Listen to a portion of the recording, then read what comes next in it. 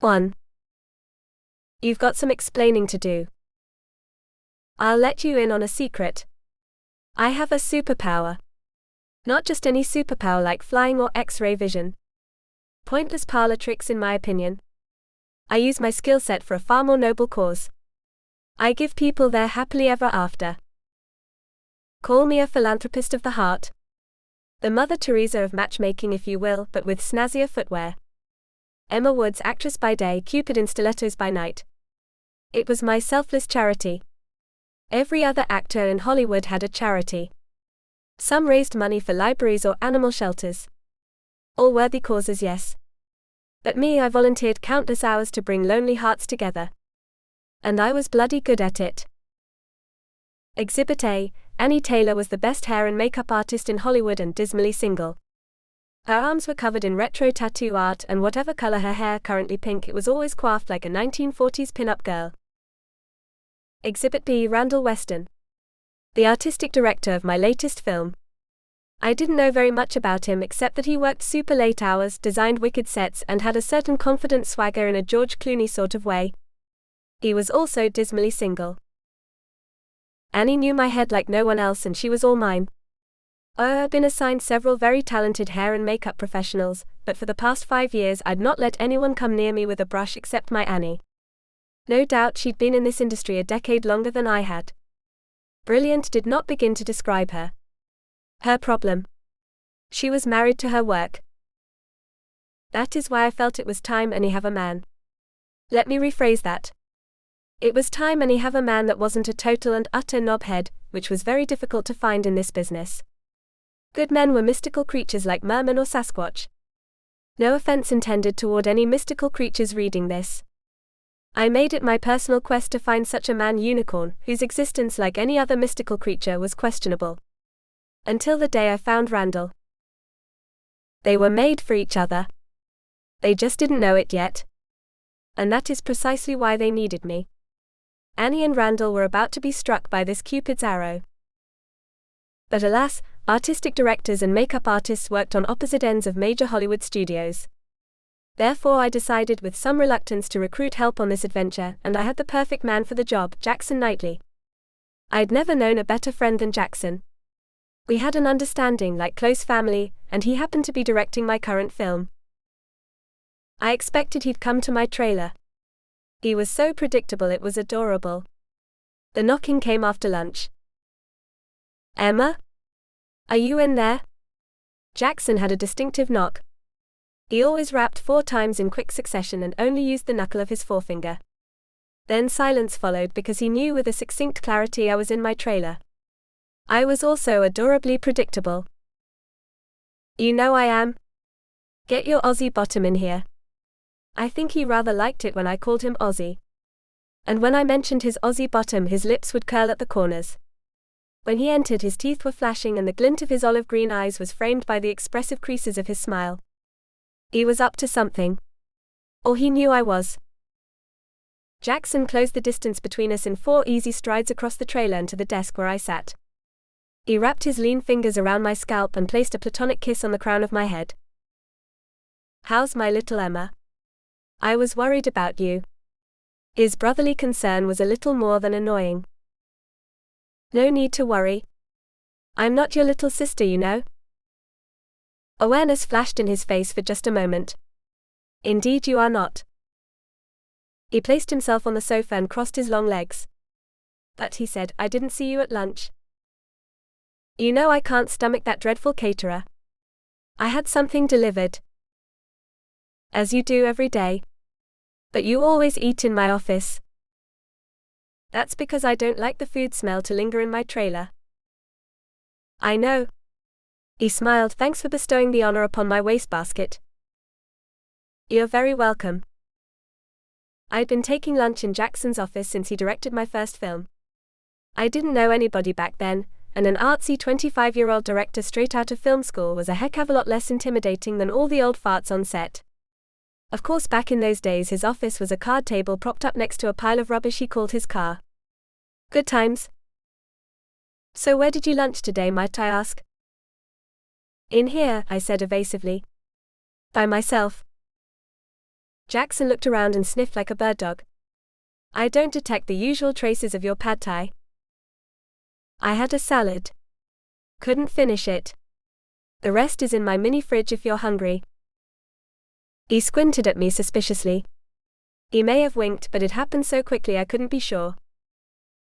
What are you up to, Emma? Nothing. I shrugged. Nothing at all, he pressed. Why do you always ask me that? Because you're the British equivalent of Lucille Ball. And I suppose you're the Australian Ricky Ricardo. This earned me a laugh and a flash of those wonderful teeth. I don't know what it was about his teeth that endeared me to him so much. I decided it was most likely because they were usually attached to his smile, which was warm and comfortable, like a pair of fuzzy socks on a cold night. I have a soft spot for hot cocoa, shortbread bickies and fuzzy socks. And Jackson's smile was a fuzzy sock for my soul. I suppose having salad for lunch is highly suspect behavior? I asked. Avoiding me is highly suspect behavior, he said. You ran away after the last take without a word. So what are you up to, Emma? The Mission Impossible theme song played in my head. I would have to use subtlety as my strategy. I would be covert and stealthy and employ shrewd prowess. I decided early on that Jaxson could never know what I was up to in any of my matchmaking efforts. He took great delight in stifling my creativity on that score. He said I meddled too much. If pressed, I'd say I hadn't the faintest idea what he meant by that. After all, I was 97% successful in my previous endeavors. Let's not talk about the other 3%. Jaxson never did let me live that one down. But I needed Jaxson to be Randall's wingman. Even if he wasn't keen on the idea. Skipping our standing lunch date was only the consequence of spending my free time scoping out the guys in the scene shop. When I saw Randall, I knew he'd be perfect for Annie.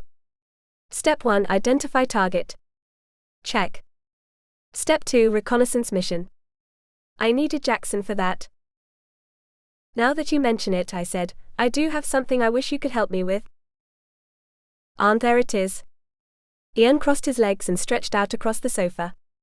Spill it, Emma. I had to be very tactful. Do you think you could send that Randall fellow into my trailer tomorrow morning? While I'm having my hair done? Randall?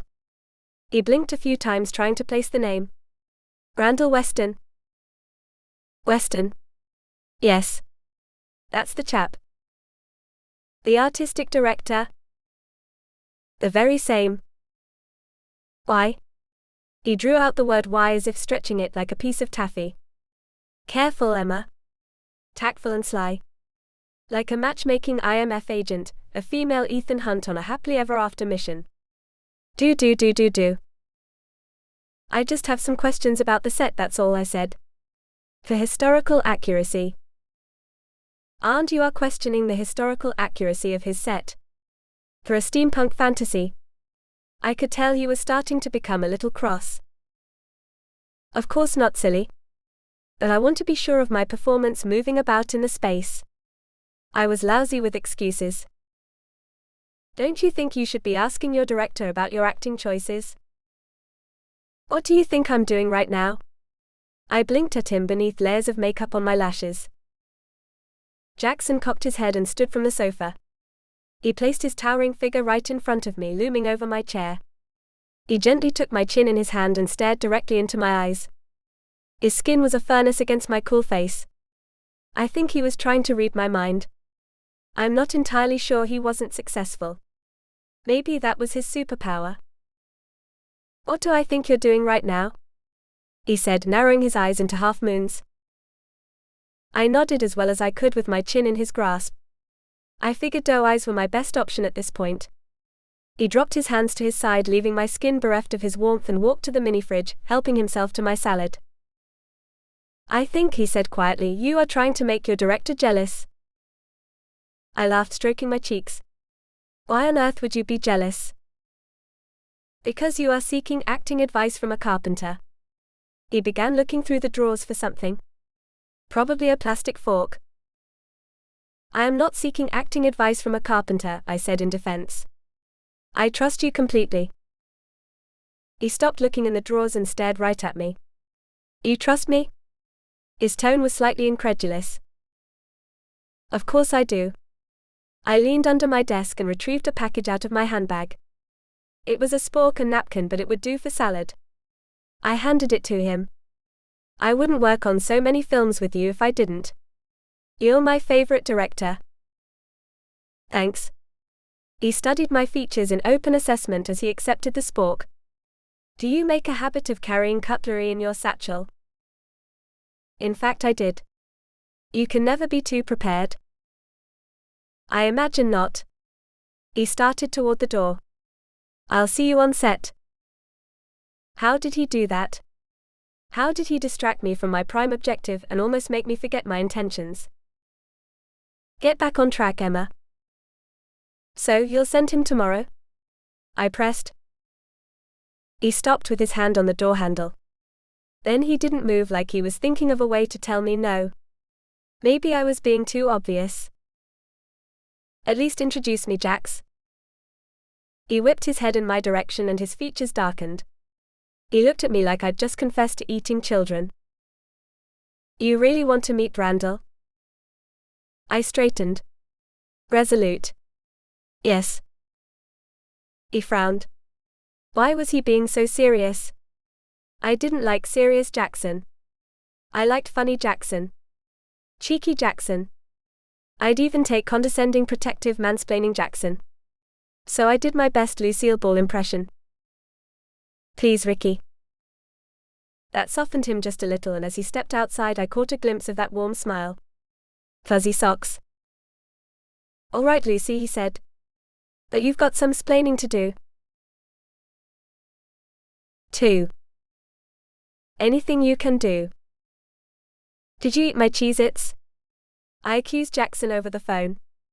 I know it wasn't Rosario because she's gluten intolerant. Rosario was my housekeeper, but she pretty much ran my whole house. If it were the 19th century, she'd be the one jangling keys at her waist and shouting orders at all the downstairs staff. Since it wasn't the 19th century and I didn't employ a small commune of servants, I was the one always on the receiving end of her squawking. They're bad for you, Emma. Jackson's reply was less than an apology. And yet you ate them anyway? I protested in a failed attempt to convince him his reasoning was not sound. He didn't answer, but I knew him well enough to sense he'd shrugged his shoulders and was ready to move the conversation on. He wasn't one to linger on a subject if he considered the topic moot. I had a feeling he'd lost interest in my Cheez-It dilemma before I'd even brought it up. He obviously had no qualms about stealing my midnight snacks. Let's not even talk about the liberties he took with the spare key I'd given him. I was convinced the man spent more time at my house than his own. He claimed he preferred my ocean view. Sometimes I'd come home to find him tanning on my deck. His sun-kissed skin would still be glistening with beads of salt water from a recent dip in the waves. After all these years, I was still not accustomed to the sight of Jaxson in nothing but board shorts. Now what am I supposed to eat? I whined. I looked forward to late-night noshing after a long day on set, usually accompanied by beating Jax on Fortnite. I picked up some organic popcorn, he said with a mouthful of food. It's in the small pantry. I thought I heard a muffled crunching sound on his end of the line. Are you eating my Cheez-Its right now? A length of silence was followed by a half-baked no. I raised my eyes to the ceiling. It was a pointless argument. Next time I'd get the Costco Value Pack and hide them in my bedroom. Just boot up your Xbox while I microwave Rosario's leftovers, I said with resignation. Rosario always left something for me in the fridge. Usually something freakish like ratatouille. Okay, he said, but before we start I wanted to tell you something. You finally got that tattoo of Jeff Goldblum? It was a running joke because Jeff turned down roles in 2 of Jackson's films. Haha. No, he deadpanned. I spoke with Randall today. He said he talks to you all the time. He did? I really didn't remember that. I mean, he does. So why do you need me to give you an introduction? He had a point there. I wasn't a young lady at a debutante ball. I was a strong, independent woman with a lucrative career. The truth was I wanted Jaxson there as a sort of confidant. Someone to help me with my matchmaking efforts, even if he didn't realize he was doing it. Okay Jax, here's the thing, I sighed, still thinking about what I might say, considering the fact I was a secret agent and all. I'm shy. You are not shy, he laughed. Yes, I am. I just work hard to hide it. And Randall makes me nervous. So could you just bring him to my trailer tomorrow morning? I couldn't very well invite the man to my trailer myself. The Motion Picture Designers Guild had wonky rules which I didn't want to cross. I was sure there was a clause somewhere that frowned upon trailer hopping. I shrugged. Trailer hopping was a thing, wasn't it? I needed Randall to come while Annie was working on my hair so he could fall madly in love with her, and I knew he probably wouldn't make the trek all the way to the other side of the studio unless Jaxson asked him to. Life was made up of all these little types of opportunities. Even if it took some sneaky tactics to make them happen. Fine, Jaxson huffed after some deliberation. But consider it an even trade for those Cheez-Its. I smiled at this small victory. Deal. Also, Jaxson was so busted. It wasn't until very late the following day, and after another lunch alone, that Jaxson finally arranged a meeting with Randall, but not in my trailer with Annie there, as I had very plainly requested. Instead, he took me to the scene shop where Randall was constructing a Victorian grandfather clock with revolving hinges we were to use as an escape portal into another dimension. The workmanship was stunning. As he lovingly caressed the grooves of the wood and metal, I took the opportunity to observe him and noted the contagious magnetism diffused from his pores. He loved his work. I imagine this is what Jaxson meant when he told me of your concerns moving through the set pieces, he said. Concerns? I blinked. Oh. Yes. Right. I suppose I did say something to that effect. It was rubbish, of course. As you can see, there's plenty of room to get through. Even wearing a bustle. I work very closely with the costume designer on these things. Indulging in a proper look at him, I decided Randall was quite dashing, with deep chocolate eyes and a 2-day stubble. A silver fox. He was also very charming and clever and gentlemanly. He was perfect. Unfortunately, Annie had left for the day, and my grand plan was foiled. Cue melodrama villain music and a moustache twirl. Blimey. Well, thank you, I said, nodding. It's all quite impressive. With the air of a gratified docent, Randall gave me a tour of the rest of his shop, proud of his handiwork, and he let me see some of the wallpaper samples for a scene we would film the following week. Once we were done with the current set, he would repurpose it to look like a different scene entirely. His drawings were exquisite. But as interesting as all that was, I decided I needed to act, and fast. Desperate times. The words came out before the thought had fully formed in my brain. Do you want to go out with me? A dazed look reached those chocolate eyes and he stared at me with a deafening silence. He opened his mouth, shut it again and blinked. I think his reply was stuck in his throat because his only reaction was to snort a stifled laugh. The exchange likely only lasted a nanosecond, but in the space of that nanosecond I stared back mortified, looked at Jaxson. Jaxson looked at me. His eyes shifted from me to Randall and back to me again, whose face turned grey, then white, then purple. Was I violating some sort of clause in my contract? Would the Motion Picture Designers Guild come after me with pitchforks? Bollocks. I managed to choke out, I mean with us. I pointed between Jaxson and myself, trying to save face. Karaoke. A bunch of us are going out to a karaoke bar. Tomorrow night. I felt a wave of prickly heat wash over my cheeks, and so I added for good measure, just a few mates, you know. Karaoke? He squinted, crinkling his eyes. I heard Jaxson make a soft snort through his nose. He didn't trust where I was going with this. Stealthy IMF agent matchmaker. That's me.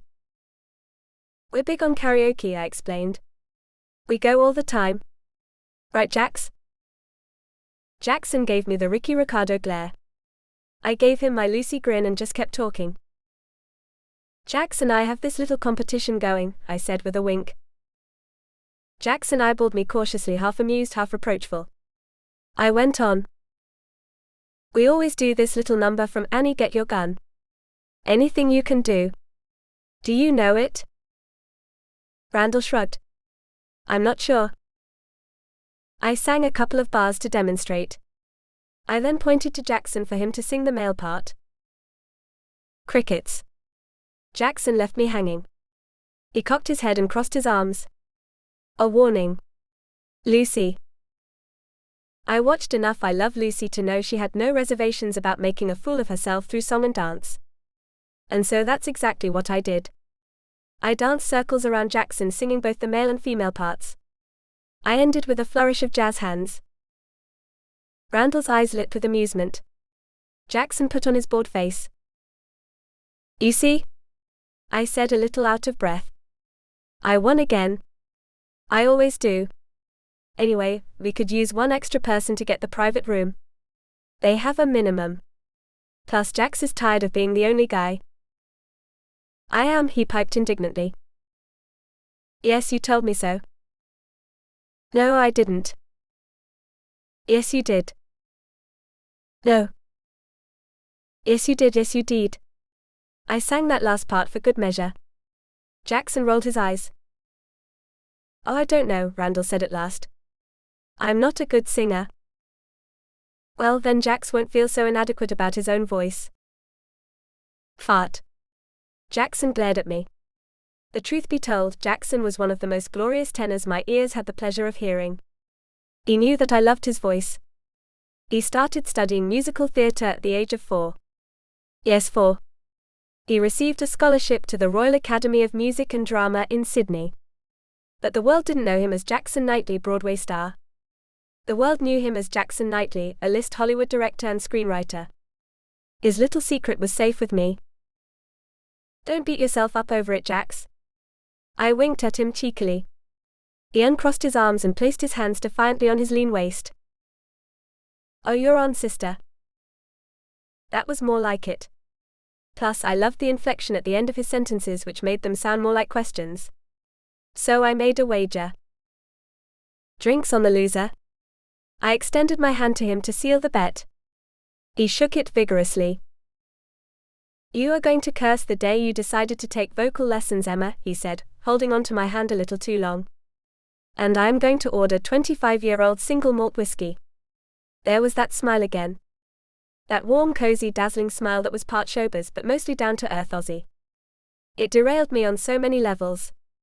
I felt my secret agent prowess slipping and retracted my hand. Perfect. I cleared my throat. There it is. And you, Randall, can be the judge. Well, There's no ifs about it. You will come, I will sing. Jax will attempt to sing, you will judge, I will win, and Bob's your uncle. Poor Randall was completely nonplussed. I didn't give him a chance, really. But if I was to get him into the same room as Annie, a little bullying was not uncalled for. It was for the greater good. He slipped his hands into the back pocket of his jeans. What if I vote in Jackson's favor? Why on earth would you do that? I cried. He shifted his feet, clearly not trying to offend me. It was cute. I'm just saying, if I find Jaxson to have the superior voice, then you'll have a co-judge. Jaxson raised his eyes to the ceiling. Here we go. I plowed through, ignoring him. Annie will help you. Who's Annie? Jaxson screamed in protest. I stopped myself from saying she's my hair girl. Jaxson knew Annie quite well. She was always in my trailer waiting for me before I arrived on set. He'd spoken to her many, many times. He was just being difficult. Annie is my friend. I winked at Randall.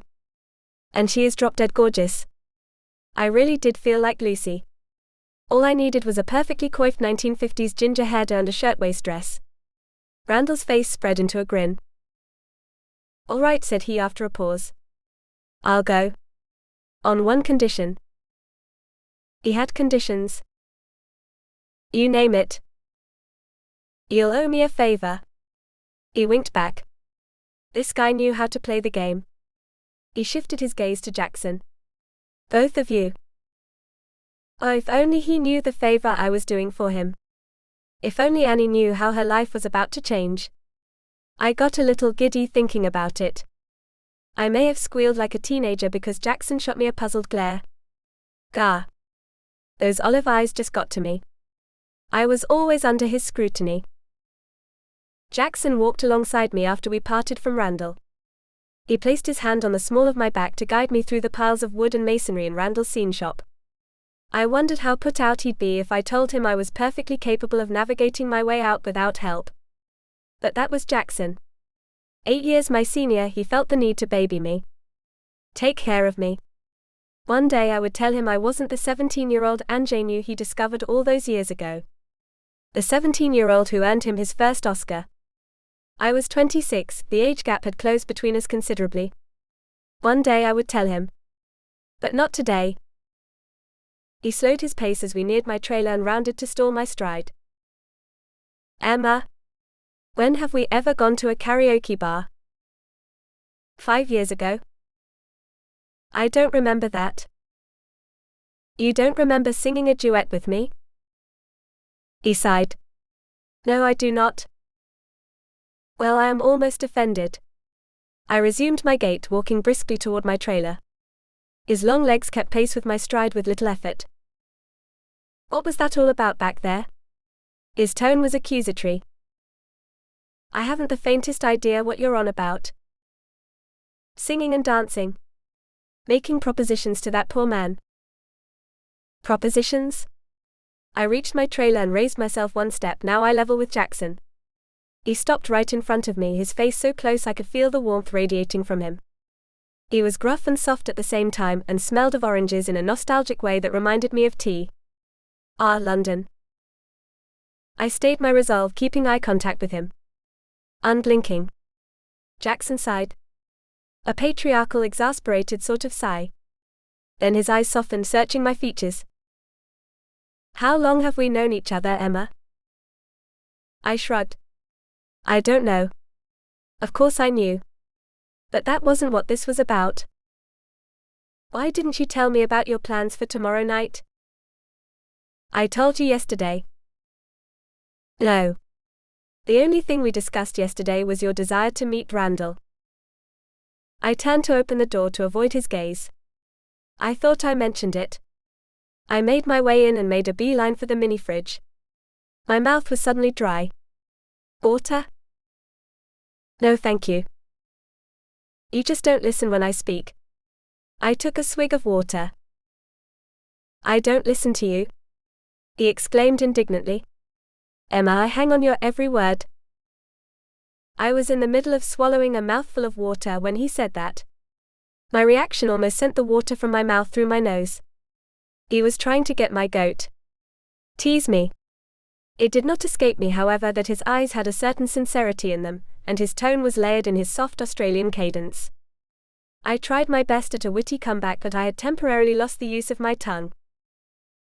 Well then, I managed at last, you should be well acquainted with my subtext by now. Pay attention, dear Watson. He stretched the corners of his lips into a wide, disarming smile and slipped his hands into his pockets. He was quite dashing. And that made me uncomfortable. Why did he make me feel like I was still a little girl? Or a feral cat? Come on, he said, drawing nearer and planting that patronizing kiss to my forehead. Let's get dinner. Then you can tell me all about your subtext. 3. Fame and responsibility. It had only occurred to me that evening when I went to call Annie to inform her of our karaoke plans, that I did not have her phone number. How could I not have her phone number? I noted solemnly that simple tasks like scheduling my hair girl and ordering takeout were always done for me. These things had been done for me since, well, all my life really. I went seamlessly from cradle to movie star with no buffer in between.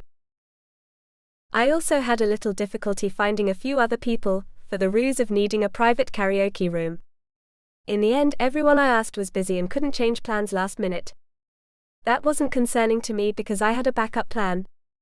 I always had a backup plan. When I presented the idea to Annie the following morning, she was non-committal. But after a shameless guilt trip on my part, in which I may have reminded her of the time she abandoned me, leaving her intern to finish my hair so she could stand in line for Brian Setzer tickets, she finally agreed to come, if only for a little while. That was at least a start. My day was more or less uneventful other than a row Jaxson had with my co-star, Henry Crawford. That infuriating man was always going off book, and I think it was starting to grate on Jackson's nerves. I tried to keep out of it, and so I spent my free time searching for Randall to remind him of our plans. If he even showed the least indication he would back out, I was prepared to manhandle him by his overgrown curly locks, drag him to my trailer, strap him to my chair, and let Annie have her way with his head. They would fall in love, get married, and name their babies after me, even the boys. When I finally tracked Randall down, he was having coffee at the craft service table. "A little late for caffeine, don't you think?" I teased as I approached him. He gave me a side glance as he simultaneously poured cream and hot chocolate mix in his cup. His lip curled mischievously and a flash of roguery twinkled in his eye. He didn't respond until he was finished with his chocolate cream coffee masterpiece and was blowing on the hot liquid. "I'm going to need it later," he said over his cup. My eyes glazed over with hot cocoa fantasies, but maybe he was confused by my expression because he added, "We're going out, right?" Yes, of course. I wanted to add with friends, but we'd established that the previous day. No need to call in the Designers Guild lawyers. What does the caffeine have to do with it? "I'm not a night owl," he grinned. "And if I have a few drinks, I'll fall asleep." Now children, let me give you a little lesson in matchmaking 101. When you add alcohol to the mix, there could be any number of outcomes.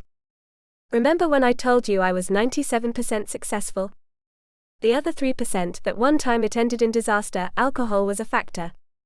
I don't like to speak of it, but sometimes the memory of it erupts out of my innards like the creature in Alien. Except my alien is the singing dancing variety a la Spaceballs. Any woo. Randall was a snoozer. I could work with that. It's what we call in the Cupid industry as passing the baby. "Don't you worry about that," I said, pouring cocoa powder in a paper cup. "I'll drive."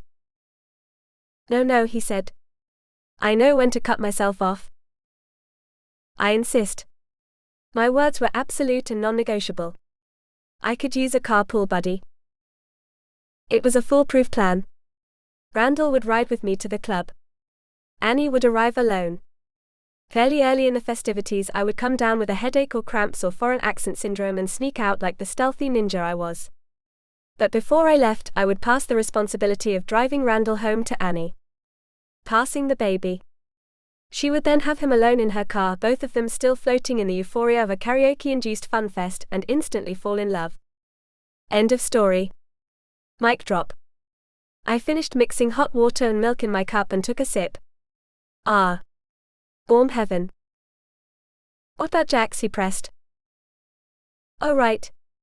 Jax." I waved my hand in dismissal. Jax? He has to go over the dailies, so he'll be a little late." That was wishful thinking on my part because Jax was not late. Not at all. In fact, he followed us in his Tesla the entire distance from the studio to the karaoke club. His tailgating made me a little irritable. I had only been to Karaoke Unplugged once before, but I glided in, pretended to know everybody there, and found a table by the bar. The atmosphere wasn't like a typical karaoke bar. Oh no. A grand piano stood proudly on a small stage, and behind it, a man in a dapper grey vest was accompanying a somewhat over-the-top singer.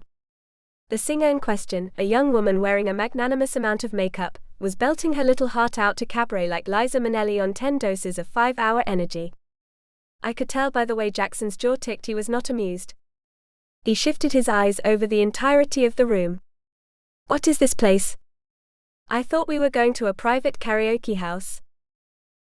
I brushed aside his question with a strained laugh. "Oh, Jax? You know we come here all the time. Sit down before they drag you on stage again." I turned to Randall, who took his seat on the other side of me, and explained how Karaoke Unplugged worked. "The pianist can play virtually any song by ear," I shouted over the noise. "If you need it, he's got sheet music or just song lyrics for you to sing to.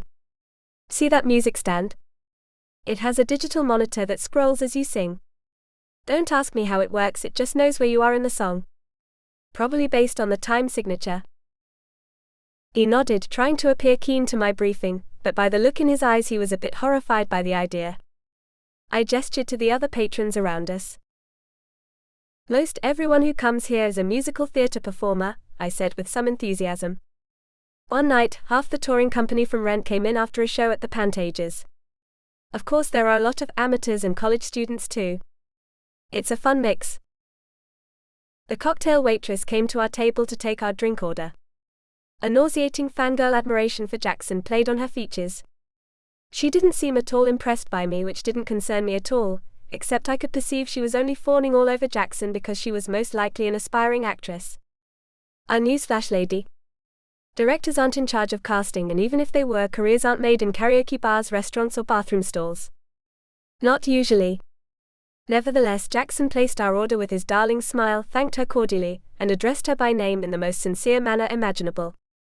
He was indeed rather remarkable. No wonder the entertainment shows dubbed him the nicest man in Hollywood. I nudged him in the ribs. What are you going to sing, Jax? Oh, that's a surprise, he winked, and my heart skipped a beat. You know I hate surprises. Then call it a mystery, because I'm not going to tell you. I'm in it to win it. What did you order? 19-year-old Glenfiddich. It's the most expensive thing they've got. I poked my finger on his chest. You are going to be sorry you did that, Jaxson Knightly. I don't think so. I did proper vocal warm-ups on the way here. Prepared to lose fantastically. He focused his eyes beyond my shoulder to Randall, giving him a conspiring nod. I volleyed my head between them. I felt like a bloody tennis ball. Randall does not have a vested interest in the outcome of the bet. I pierced Jaxson with my eye daggers. He drinks for free regardless. I had actually forgotten about our daft bet until that moment. I honestly didn't care. If I could get Annie to take Randall home, then I considered myself a winner. But watching Jaxson with his smug, confident, dazzling smirk, I was suddenly resolved to rise victorious and then rub it in his handsome face. He shrugged and casually leaned back in his chair, crossing his arms. Where's Annie? Blimey. Where was Annie? I made sure to go over the directions with her before she left for the day. I even exchanged phone numbers with her. She promised me she'd come. She probably got held up feeding her cat. Or skydiving, I said dismissively. I don't know where I came up with that rubbish. She didn't have a cat. Randall leaned into the table to get a better angle in the conversation. Didn't you say we were meeting a group of people here? I was saved from answering by the arrival of the aspiring actress waitress and our drinks. Or should I say, Jackson's small fortune in a snifter and normal drinks for me and Randall. Jaxson raised his glass to toast the air and sipped the golden liquid slowly and deliberately. He savored the amber notes on his tongue with ardent reverence, his eyes closed. He was practically making love to the scotch. I wagged my brows at him. Would you like to be left alone with your date? His eyes flashed to mine, snapping out of his trance, and blinked at me. Date? I sighed and shook my head. I'm going to sing a warm-up song while we wait for Annie. I grabbed Randall by the wrist and pulled him up. Come on. We'll do a duet. You can bring your drink. He protested all the way to the stage, comparing his voice to frogs in heat. I had no idea what that meant, but I managed to get him on stage and relied on the enthusiasm of the crowd to encourage him. The pianist, let's call him Sam, approached the microphone and wrapped an arm around my shoulder. Ladies and gentlemen, looks like we're in for a treat tonight. Emma Woods is going to sing for us. The crowd clapped. A few of them hooted. Sam craned his neck around me to get a look at Randall. And who's your friend, Emma? That's Randall. We're going to sing a duet. What do you suggest? He looked at me, looked at Randall, looked back at me again and said, Do you guys know the Dirty Dancing song? All the blood drained from Randall's face.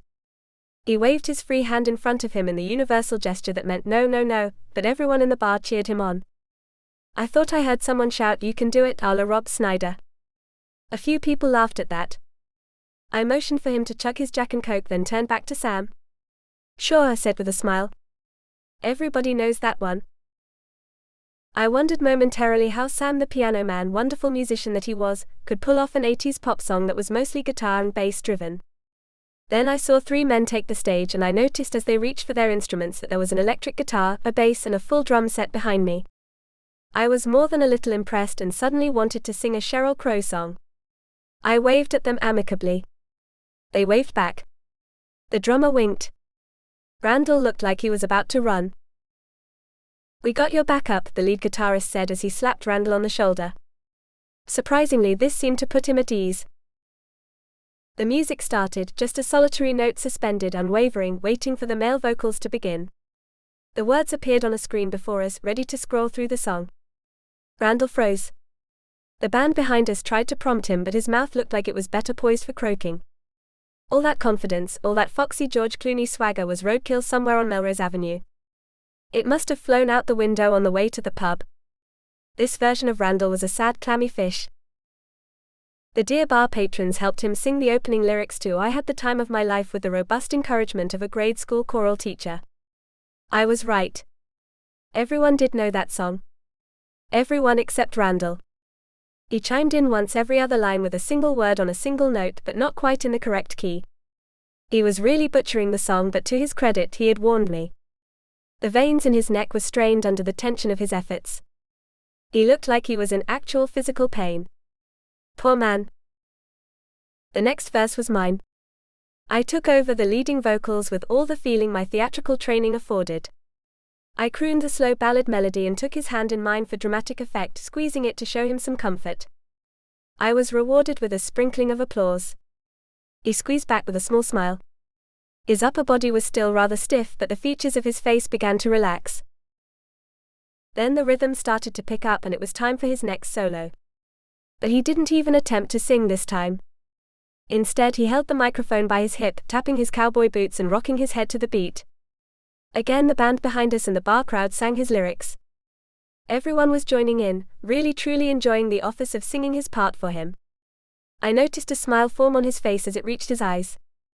He was finally starting to loosen up, having fun. Another Jack and Coke and my plan would fall into place. As long as Annie got there soon. The chorus of the song was approaching. By this time, Randall had completely abandoned his microphone and placed it on the stand for the guitarist to use, who incidentally had a fantastically raspy rock and roll delivery.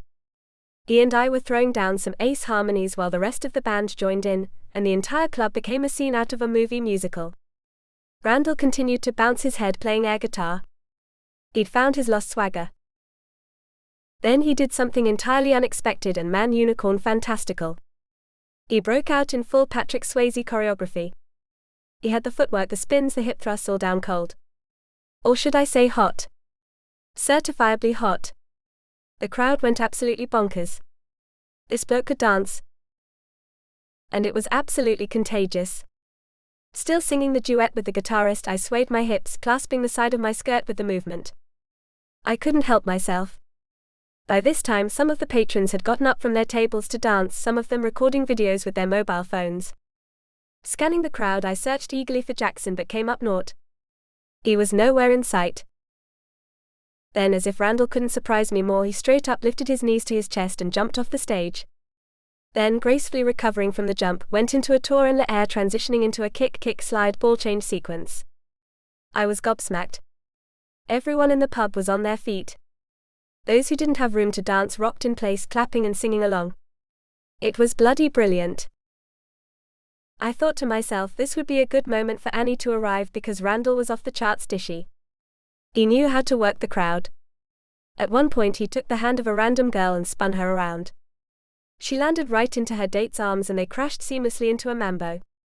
I could hardly sing for laughing. Then Randall's eyes made contact with mine and with a slight wink he nodded.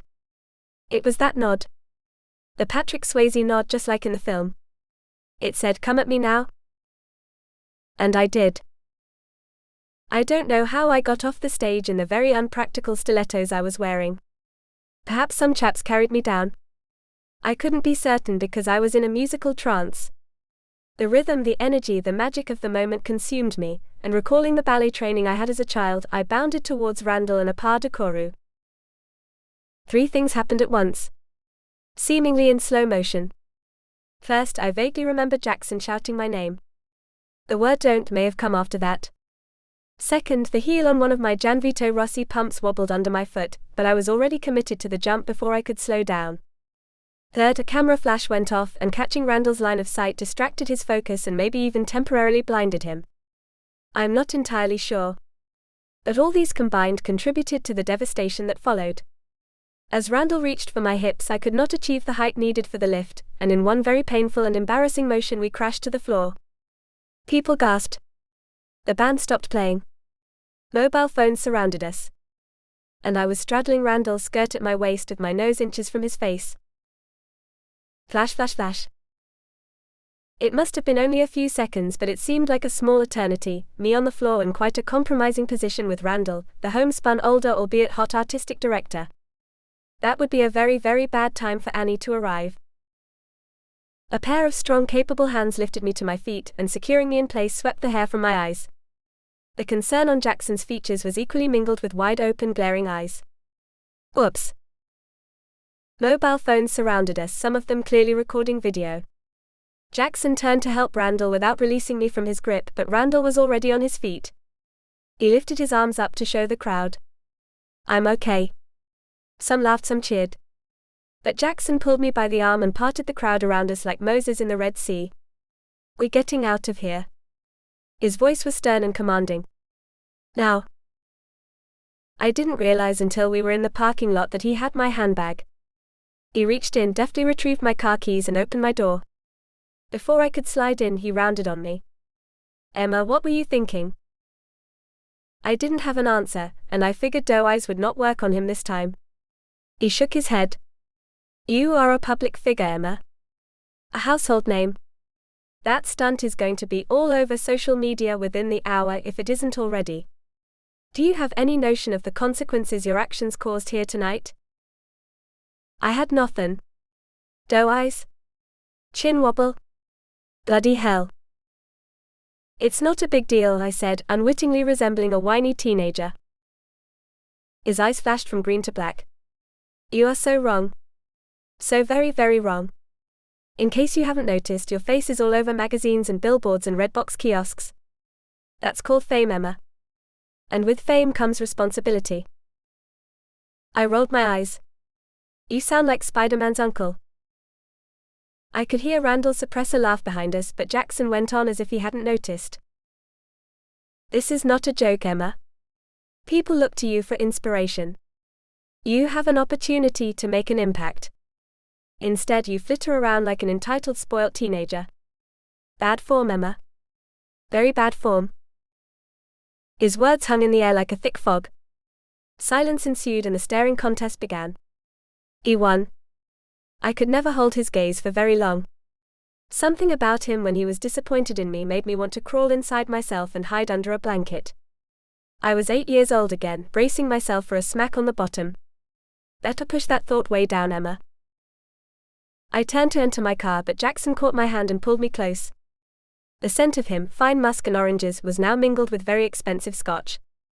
I wondered briefly how he had time to pay the bar tab. He searched my eyes and opened his mouth as though he were about to speak, but instead he reached for my face and planted a chaste kiss on my forehead. I'll see you tomorrow, he said quietly. His voice was low, gravelly like sandpaper. All I could do was nod and get into my little Fiat. As he shut the door for me, I glanced beyond him, signaling to Randall, inviting him in. He had his hands in his pockets and his head down. I'll drive Randall back to the studio. Jackson's words were firm and resolute. It didn't matter. The whole night and my plan was ruined. 4. Magical Mystery Man. You owe me. Big time. I glared at Annie's reflection in the mirror and hoped she knew I was half joking. Half joking because I wanted to be cheeky while subtly telling her she let me down. Too much? Maybe I was laying it on a little thick. She lifted her eyes from the ringlets she was clipping into my hair to meet mine in the mirror. She wore her clinical face, that face all professionals use to remain detached and neutral. My gynecologist has that same face. Oh. She lifted one eyebrow. And what is it you think I owe you? A night out, of course.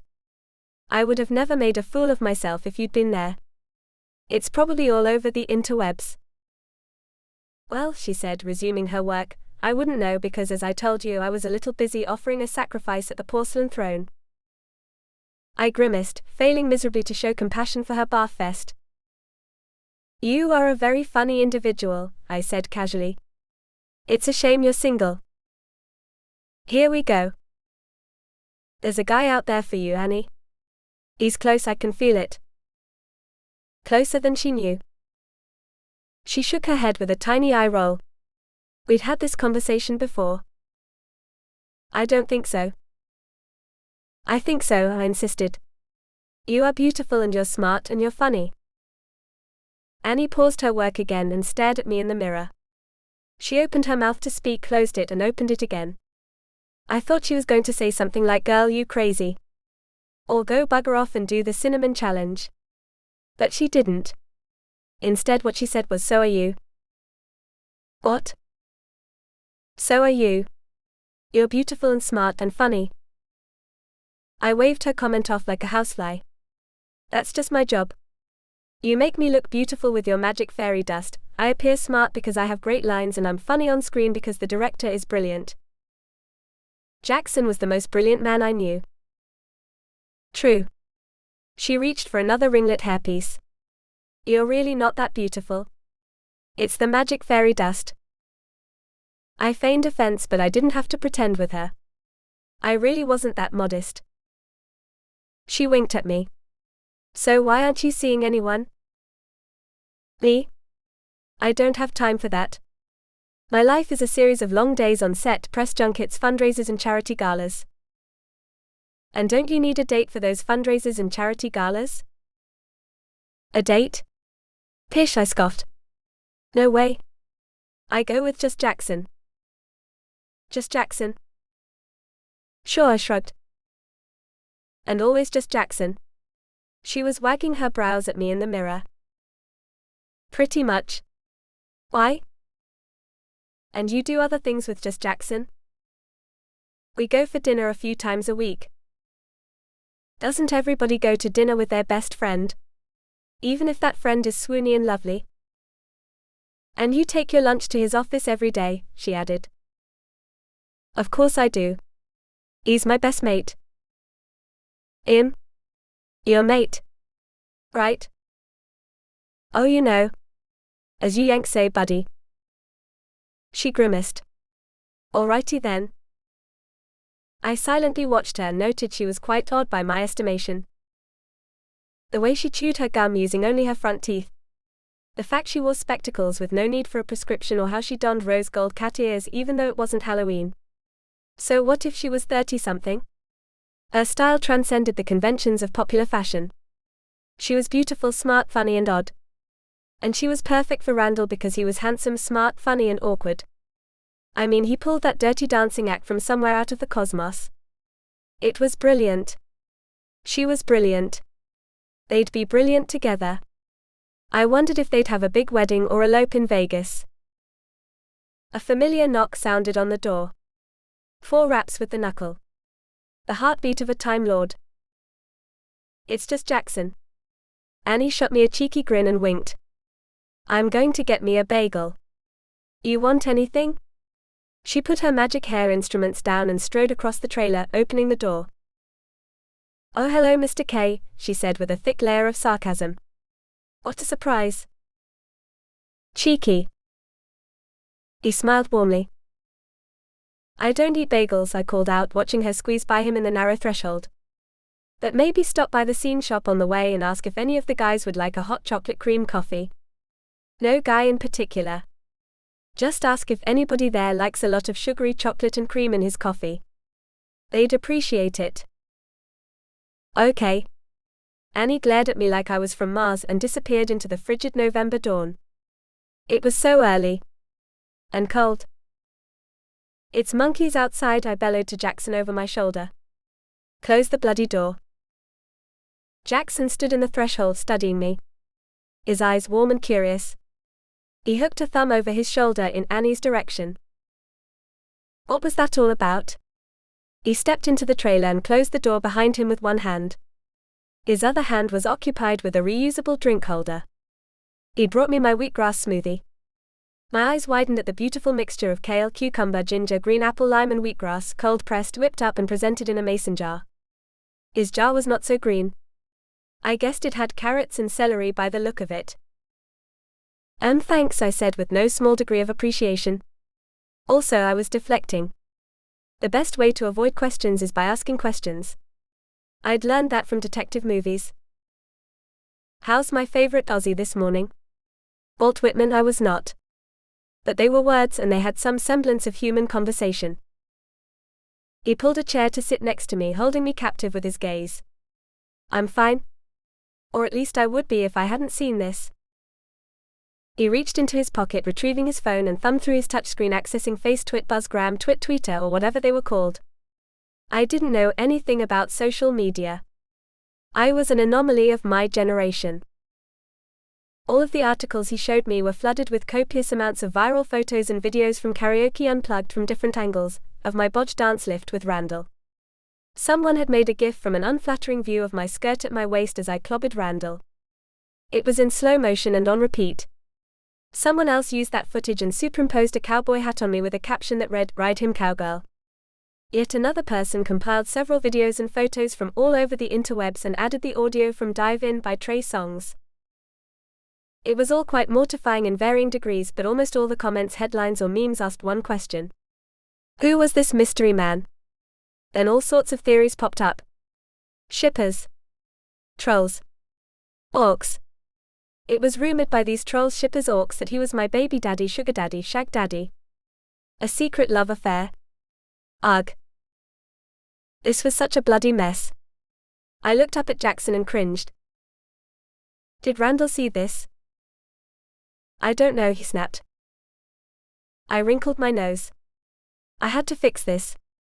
If I didn't, and soon, this mishap could botch my record. I had only made one mistake in a love match. One mistake out of many, many happy endings. I was not about to let there be two. I need to talk to him. A storm was brewing in Jackson's eyes. They were the color of the ocean before a hurricane. Why, he said, his voice tempered with caprice. I blinked at him, snapped my mouth shut like a fish, blinked again, and considered his question. To own the truth, I did not know what I would say to Randall. I just needed to make things right. I needed to distract him, to draw his focus away from his 15 minutes of fame toward 15 years in the future with Annie. Hopefully with babies all named after me. In order to accomplish this, I would have to perform some serious matchmaking magic with Annie. No doubt under normal circumstances, she could have used her arts to lure him. But now, shadowed by this most unfortunate turn of events, her prowess would have to be grander. Over the top. In his face. And of course she couldn't know she was doing it. But how? Emma? Jackson's words cut through my reverie. His eyes were guarded just a little and his thumb was tracing measured circles on his mason jar. His breath caught and he hesitated half a second before asking, "Why are you suddenly so concerned about Randall?" "What do you mean?" He pressed his lips together, looking as though he was trying to place the words carefully. A line formed on his forehead, and I got the impression he was about to call me out on my shenanigans. "It's only you've not expressed so much interest in the crew before." A knot formed in my chest. What did that mean? Is this your passive-aggressive way to tell me you think I'm a diva? A diva? Heavens no. Then what? I cried. Expect a zombie apocalypse because Emma Woods, movie star, doesn't usually fraternize with non-celebrities? No, Emma. Listen. Do you find me that shallow? He opened his mouth to reply but snapped it shut abruptly. His silence was all the answer I needed. I huffed, yes, huffed, and turned my face to the mirror, obnoxiously slurping my green smoothie for emphasis. Not a sound came out of him after that except a slow exhale. I could feel the weight of his stare for a full minute. He didn't move, didn't falter. Just stared. At length he set his mason jar down and folded his hands on his lap. When he spoke his voice was soft, velvety. It reminded me of biscuits. Or sponge cake. I don't think you're shallow or a diva. I think you're lovely. I think you're a good person. My eyes shot to his. You do? Yes, I do. But you're always scolding me. Scolding you? No, Emma. I'm just looking out for you. It's kinda my job. You see, Jaxson, that's just it. Right there. It's not your job. You are a brilliant filmmaker and my director, but you're not my babysitter. He recoiled for a brief moment, leaning back onto the back of his chair. I'm your friend, he said after a pause. I hope. Of course you are, I said, placing a hand on his knee. I hope. Something changed in his countenance. He swallowed hard, his Adam's apple jumped, and he pressed his lips into a tight line. But his eyes, they softened and darted between mine with new vulnerability. Good, he said with a single nod. Then it's my job. That's what friends do. They look out for each other. Will you let me look out for you? I wrinkled my nose. I wasn't exactly sure how to respond. I supposed he felt some kind of responsibility for me. When he cast me in his first feature, I was barely 17 and he was fresh out of film school. He was on the fast track to becoming the next cutting-edge director. He attributed my performance to the film's multiple Oscar nods, but I knew the movie would have been brilliant no matter which actress played the part. He was too generous with me. The sudden spotlight we were thrust into back then was a whirlwind we experienced together, but he did everything he could to protect me from the harsh climate of media and Hollywood Insta fame. He needn't have worried so much. My move from London to Los Angeles when I was 21 was easy and stress-free. There were no sharks in the water. Nevertheless, he was there every step of the way. But now, several years later, I hardly needed a chaperone. Still, I imagined he would always see me as a child. Plus, there was no arguing with him. Arguing with him was an exercise in futility. Okay, I conceded. But only if you let me look out for you too. He smiled. It warmed me like my insides had just slipped into a soft fuzzy sock. It was comfortable. It was home. He was my dearest friend. And whenever he spoke, I knew everything would be all right. I wouldn't have it any other way. He stood from his chair, looming over me like a fortified, immutable wall, and then he bent down to place a benevolent kiss on the top of my head. I noted silently that Annie would have to touch up my hair if he messed it up at all. He didn't. Every hair was still in place. Bonus points for whatever hairspray Annie employed. Then Jackson reached for his smoothie and let his lithe, elegant legs carry him across the room. There was a resolute poise about him that was so winsome it was disconcerting. He had the art of cajolery so refined he likely didn't know he was employing it. I'd almost forgotten what the conversation was about, as I watched him make his way toward the door. He had a way of disarming me while I was in the vicinity of his orbit. But then I remembered something and blurted, "How much do I owe you?" "Are you sure you're feeling okay? You never offered to pay for the smoothies." "No, not the smoothie. The bar tab. From last night." He snorted. "The bar tab? Don't worry about it. The first round was on me. But we had a bet. And you won. I don't think I could have followed that performance." He grinned with a devilish wink, rather pleased with himself and his saucy banter. I decided that sort of sarcasm was enough to render him responsible for the bar tab for the unforeseeable future. I wasn't the one ordering expensive scotch. "In that case," I said, "I'll let you buy me dinner this Friday."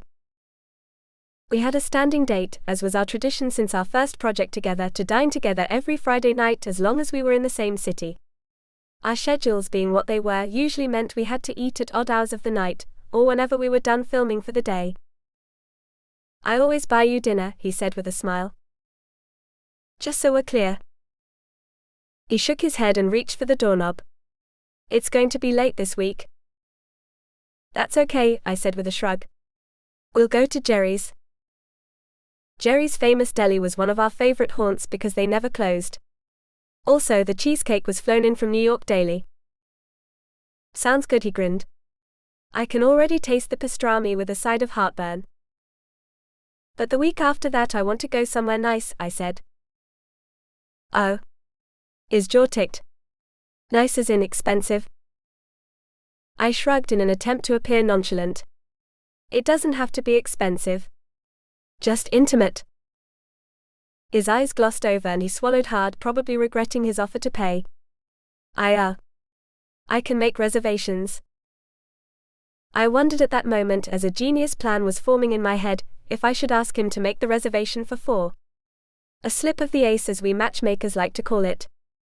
Annie and Randall would join us, then at an opportune moment Jaxson and I could slip out and get a chili dog at Pink's. I never claimed to be a gourmand. I drank green smoothies for breakfast to make up for my unhealthy addiction to greasy American food. Every actor I knew avoided those places like poo in a pool. Half of my acquaintances were off carbs, the other half were off meat. Sometimes I was convinced they didn't eat at all. But Jaxson was the perfect companion on late-night junk food binges. In-N-Out Burger was our post-Globe celebratory tradition, as the food they serve at the awards banquet is rubbish. Nobody eats it. We'd make a point to go to the drive-thru dressed to the nines, then pig out on double-doubles and loaded chips in his Tesla. We'd find a private vista overlooking Griffith Park, amicably conversing until dawn about nonsense like who'd win a rap battle between Sherlock and Doctor Who. The 10th Doctor, obviously. And so, with that thought in mind, I didn't realize I was speaking until the exploding babble spilt forth from my mouth. You make those reservations, Jaxson Knightly. Unless you'd rather get burgers and park somewhere. His eyes flashed and the corner of his mouth slowly curled into a grin. My dear Emma. I wouldn't protest if you prefer to park somewhere. A flush of heat spread over my chest with the sudden realization of my lapsus lingua. I turned away in an effort to conceal my discomfiture and busied myself with my script pages. Don't you have a movie to direct, Jax? I could hear his feet shift, transferring his weight on the creaky trailer floor. I felt the density of his concentrated stare, but he did not move from his place by the door. At length he cleared his throat and said, Right.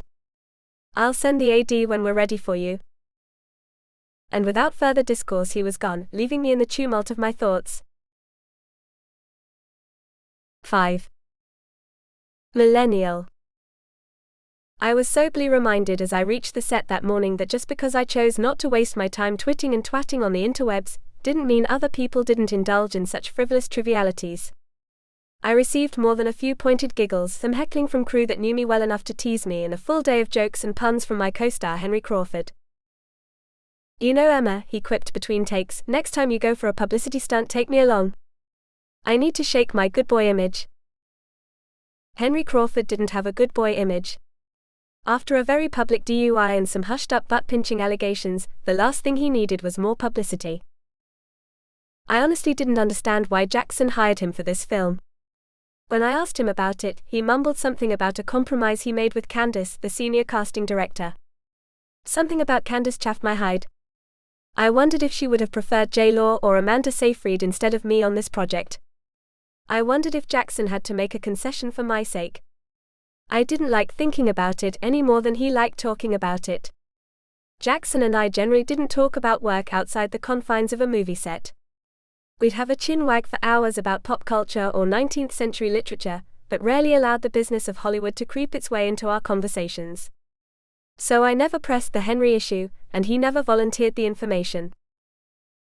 I looked up at Henry in his top hat and steampunk goggles.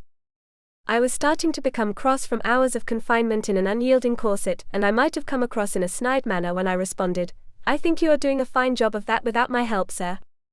And to be clear, I reached deftly into his waistcoat pocket and pulled out his fob watch from the chain. Time's up. He lifted one eyebrow and curled his long thin lips at the corners, forming the deep dimple he was famous for. He was in the traditional sense devastatingly handsome. He could charm the skirt off a Quaker. Even with a prosthetic scar running across his cheekbone, he was totally lush. But he did nothing for me. Perhaps it was the self-important confidence he conveyed when he spoke that made me want to honk my breakfast. Or the cavalier way he sauntered into a room that had me wishing for a rotten tomato to throw. It was probably both those things. But mostly I think I simply didn't like him. Oh, he'd brag all day, but he was all mouth and no trousers. Plus he gave me the heebie-jibbies. I made a mental note to eat tuna fish before filming our next kissing scene. A voice lifted me from my reverie and rescued me from further badgering. 10 Apple, take 5 AB mark. Greg, our second AC, slated our next take. I could hear Jax call action and I gave it my all, feigning a desperate desire for Henry's character, clutching him, begging him to love me in return. He scanned me fixedly, devouring my body with his eyes, which were fiery and penetrating. He looked conflicted, as was in the script, but then he kissed me, which was not in the script. It was completely unexpected, raw, and caught me off guard. I would even venture to say his performance was brilliant. But it wasn't, because Henry Crawford was not that good of an actor. And I couldn't wait to get out of there. Randall found me later in the day. Unlike me, he was very active on social media. He tried to assure me he hadn't searched for the videos, but a few of the crew had sent him the links. He blushed as he said this. I'm not sure if he was embarrassed for himself or for me. I just wanted to say I'm sorry for what happened, he started. I was so out of my element. I waved my hand, dismissing his apology. No. I'm the one who should be sorry. I'm used to the limelight. I feel bad I dragged you into it. Are you kidding? His eyes brightened with mirth. I haven't had this much attention since I won the National Beard and Moustache Championship. My Twitter feed is exploding. I wondered briefly what exactly one has to do to win a beard and moustache championship. I tried to picture Randall with long fluffy locks all over his face. Was it a contest in length? Or aesthetics? Like a topiary? In any case, he wasn't embarrassed for himself at all. My facial expression must have given him alarm because he quickly amended, how dare those people have camera phones? I laughed. The nerve of them. Right. How annoying. We shared a moment in the warm glow of camaraderie. He truly was very easy to get along with. I thought about the shippers already spreading pregnancy rumors about me and Randall. So they found out who my mystery man is after all? I asked. Unfortunately for you, I'm afraid. Nonsense. If I'm going to be shipped with anyone, I'd rather it be you than some ridiculous tosser. Like Henry. Especially Henry. He nodded in acquiescence. I heard about his inspired improvisation. He actually used air quotes. I laughed. Aren't I the lucky girl? What did Jaxson say about it? I haven't spoken to him yet, but I think he's going to keep it. Whatever. As long as I don't have to do another take, I couldn't care less. He considered me for a long moment, studying me with a quizzical gaze. At length he said, You know what, Emma? What? I'm happy our crazy mishap went viral. I'm glad we gave the internet something else to laugh at. You're just basking in your sudden infamy. Perhaps. But I think a blunder like last night is what makes you more relatable. Relatable? Yes. Because to people who don't know you personally, you appear a little too perfect. And you're not. Thanks? You're welcome. I suddenly became acutely aware of my own skin, as if it was 2 sizes too big and it was just sagging all over my face. Not perfect. I decided I needed to process what he said. Well, always a pleasure, Randall. Maybe tomorrow you can stop by and tell me about my body odor. I don't have a sense of smell. Really? That was certainly an interesting morsel of information. Almost as interesting as the Beard and Moustache Championship. It's true. But what I meant to say is that I disagree with Jaxson just a little on what he said to you last night. Oh. My ears perked up. Yes. Sort of. He shifted his stance. I mean, there's a lot of pressure on you. And by extension on young women to be perfect. And you have all the appearances of perfection, you really do. You're beautiful. You're poised. But you're human. And I think the occasional opportunities you have of displaying the other side of you to the public are ways to endear you to your fans. It's charming. I'm the girl who tripped over my own dress at the People's Choice Awards, remember? I don't watch award shows. Liar. All right.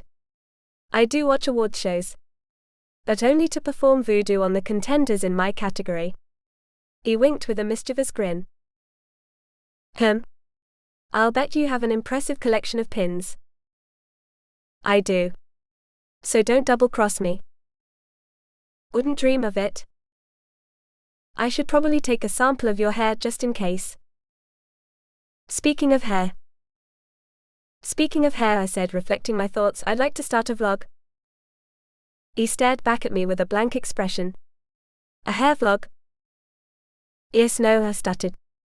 My hair girl will be in my vlog, but it will be a behind-the-scenes type of thing.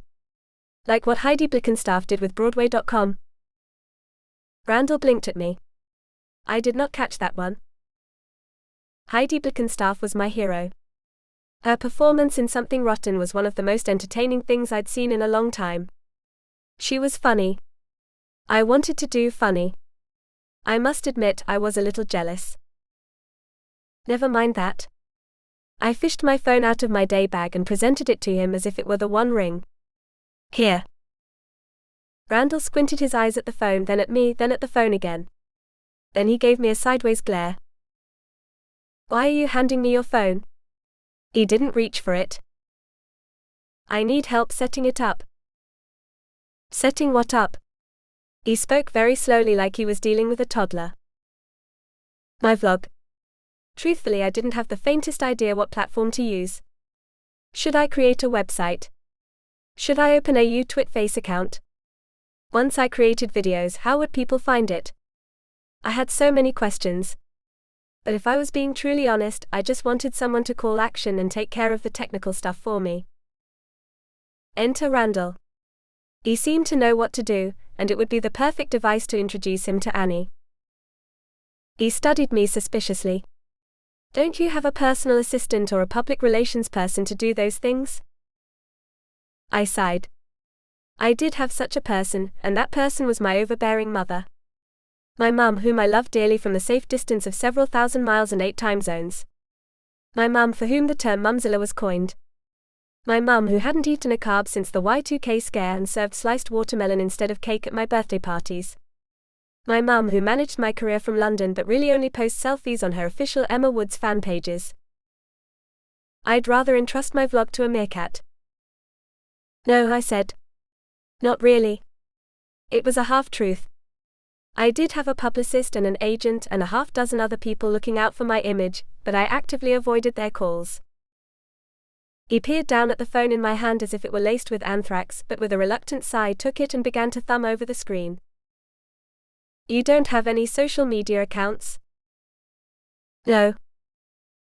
That seemed to amuse him because he laughed in his throat and shrugged his shoulders, navigating through my apps or lack thereof. I didn't pay much attention to those things on my phone. I blame my mum. You'll need the big 4. Looks like you already have YouTube installed. The big 4? I supposed I had to learn this eventually, albeit reluctantly. Kind of like calculus or biology. Class was in session. He was installing something and answered without looking up. Facebook, YouTube, Twitter and Instagram. The big 4. You mean there's more than those 4? I was getting a headache. He laughed and shook his head. I wasn't trying to make a joke. Maybe I was as funny as Heidi Blickenstaff. After a relatively short amount of time with my phone, he handed it back. I took it in hand reverently, like it was a foreign object. Something new. 4 square icons stared back at me. I put all the widgets on your home screen so you can access them easily, he said as though entirely bored. He may have yawned. I tapped on the bird icon. Widgets. What am I supposed to do now? He opened his mouth slightly and blinked at me. The expression on his face was either the result of overwhelming admiration or bewildering incredulity. Probably the latter. You create a profile. His tone was laced with a hint of bemusement. Definitely the latter. I frowned at my phone. Oh. I'd hoped he'd already done that for me. The whole situation was making me nauseous. There was a reason I couldn't be bothered with social media. Why couldn't he appreciate I was doing this all for him? Didn't he realize his love life was at stake? There had to be an easier way to get him to notice Annie. You'll figure it out. He slapped his palms on his knees to leverage his ascent from the sofa. You're a millennial, right? Ugh. I needed a Gen Xer to pigeonhole me into a narrow, misunderstood category, as much as I needed a Twitter account. He must have seen the distaste in my features because his tone softened as he made his way out the door. Sorry? Call me if you have any problems. I won't, I said with a pout. But I might call you to get your handle. His eyes narrowed in confusion. My handle? As in a CB radio handle? Your hashtag or whatever? I swished my hand around dismissively. You mean my username, he said with amusement. A resonating warm laugh bounded from his chest and ended with a slight curl of his lips. The character lines in his face were shaded with afternoon salt and pepper stubble. That man could wear a 5 o'clock shadow like nobody's business. He was really quite handsome for an older man. Then again, if I were interested in older men, there was Jaxson. Jaxson. 8 years didn't seem like very much in perspective. I shook my head. Randall? Yes. Where did you learn to dance like that?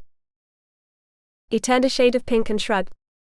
Everybody danced like that in the 80s. I was fairly certain that was not true at all. The 80s? I laughed. How old are you? What? Why?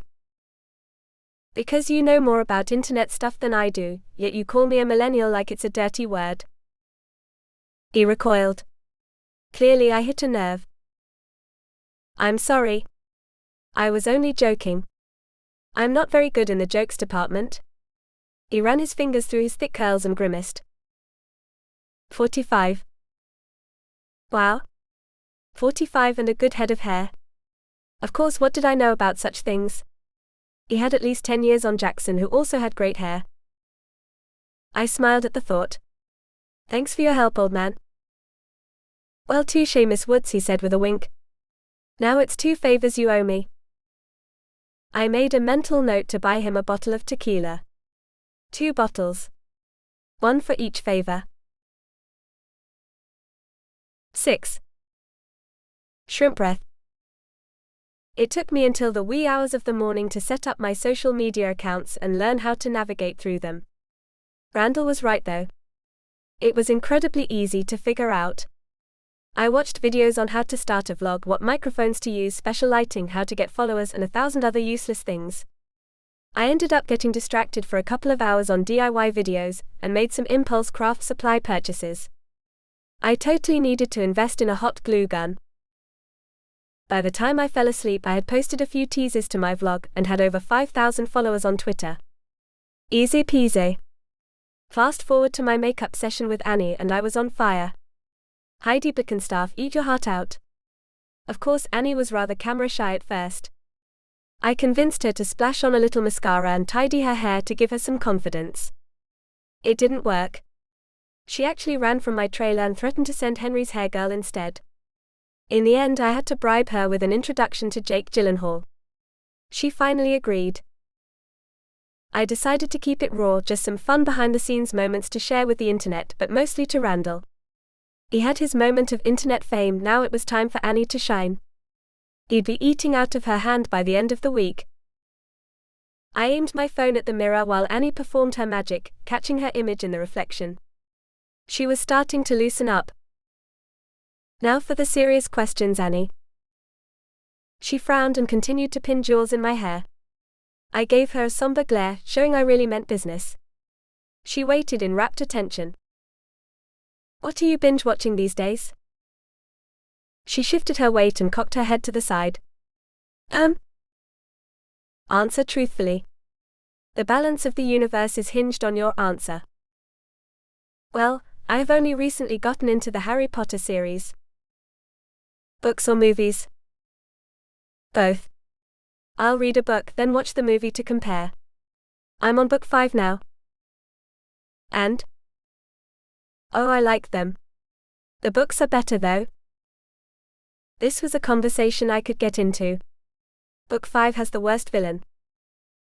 She nodded vigorously. Oh. I can't stand that woman. She's worse than he who must not be named. Her eyes went wide with animation. Right. She laughed heartily. Look at us. Just a couple of geeks talking fandom stuff. It's wonderful, I agreed. She quickly threw her hand over her mouth. Oh. Can I say geek? Someone might get offended, maybe you can edit that out. Geeks will get offended. Content police will get offended. There's a group of people out there that scour the internet, looking for ways to get offended on behalf of everyone else. Gremlins. I nodded. She tilted her head and stared at me before recognition chimed in. You mean trolls? Trolls, gremlins, hobbits. Whatever they were calling themselves these days. I couldn't be bothered with it. Besides, geek is the new awesome. She considered this statement for a few moments. I could see the gears in her head clicking away, reasoning with the truth of it. Then, sufficiently satisfied, she resumed her work with a cheery disposition. Carry on. Thank you. I cleared my throat. Where were we? So, did you take the test? There's a test? To get placed in a Hogwarts house. Oh! That test. I'm not sure I want to admit to that on camera. Is there something else you'd like to share with the world? Like maybe who's your crush? Hufflepuff, she blurted. I wondered what house Randall would be. He didn't seem the type to take online quizzes. If I had to guess, I'd say Gryffindor. What about you, she asked. I wasn't afraid to admit I was the biggest nerd in the history of nerds. I went to Comic-Con one year dressed as Donna Noble. I hid under that ginger wig for the greater part of a day, before someone recognized me and asked for an autograph. They were pretty cool about it though. Slytherin. Annie nodded with approval. I can see that. This was getting ridiculous. I didn't want to talk about adolescent wizards anymore. How was that supposed to get Annie a date with Randall? Get back on track, Emma. Stealthy matchmaker. So now our viewers know you're a Potterhead and the best bloody hair and makeup artist in all the realms. Tell us about your other talents. You mean like being double-jointed? I guess. Or crab walking? Not really what I was going for. Do you paint or draw? Or dance? Please say dance, please say dance. Dirty Dancing with Randall kind of dance. Yes. Yes. Eureka. Sort of. I could work with that. Care to give us a demonstration? A soft flush of pink spread over her face. Right now? I realized it was an unrealistic expectation to ask someone to break out into an impromptu dance performance in my tiny trailer.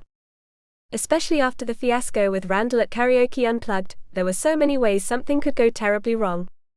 Of course, I didn't expect Annie to get all Jennifer Lopez in that cramped space. I was going to suggest another time, perhaps with a partner. Like Randall, for instance. I wasn't prepared for what she did next. Annie stopped her work and placed her magical hair instruments on the counter. My hair was half glorious and half finger in the light socket, kind of crazy. It could be a new look for me. Check this out. Annie thumbed through her iPod with intense concentration before satisfying herself with a selection. She reached for my phone with both hands and drew it extremely close to her face. Then the music started. And so did her eyebrows. It was both deeply disturbing and bloody brilliant. Independently, each brow kept time to the throbbing techno beat. The synthesized drums pulsing, her deadpan expression a voyeur to the party on her forehead. I half expected a disco ball to emerge from the ceiling. I was almost tempted to buy her brows a drink. By the time the music really kicked in, her brows were in full motion, wiggling and doing the snake back and forth breakdancing across her face. It was infectious. I felt my own brows twitch in response. Brow dancing. That was her special talent. I didn't know whether to hug her, run away with my arms flailing, or give her a standing ovation. I opted for the hug. The next video would definitely have to involve brow dancing lessons. I had never paid much attention to trends on the internet that went viral. I was not living in an absolute bubble, but I was also not very keen to most of the pop culture that millions of people found entertaining. I wasn't necessarily opposed to it, I was simply too busy to notice. Therefore, when my video reached 500,000 hits, I was more than a little dumbfounded and admittedly a tiny bit giddy. Jaxson didn't seem to share the same sentiment. How many photos are you going to take of your pad thai? He grumbled over his pineapple rice. Is your lunch starting a modeling career? I have to get the right angle. I loved the dual camera feature on my phone. It made the background blurry like a proper camera. Click, click, click. Would you like me to serenade your photo shoot with the lyrics to Girls on Film? No, thank you. That did not stop him. He started tapping the table with his thumb. Peanut crumbles all over the lens as she's eating. Ba ba ba. Ba ba ba. I rolled my eyes. That's just bad. He went on without a hitch. Miles of noodles and sauce going into her mouth. Ba ba ba. Ba ba ba. Now you're just embarrassing yourself, I giggled, putting my phone down. His grin was infectious. I made you laugh. And you finally put down your phone. I dug into my food, skewering 3 huge shrimps on my chopstick. No tofu today? He grinned. I shoved the whole thing into my mouth and shook my head. Aven ube. What? I lifted a finger while I finished chewing. Love scene today? I don't follow. With Henry. I know. I gave him a hard stare. I can't believe you didn't do anything about that unscripted kiss. What does that have to do with tofu? Nothing. But it has everything to do with shrimp. I took another glorious bite. Jaxson squinted his beautiful olive eyes and twisted his lips. Is that incriminating information? Why would it be incriminating? I asked. He laughed. Because of the size of his ego. Yes.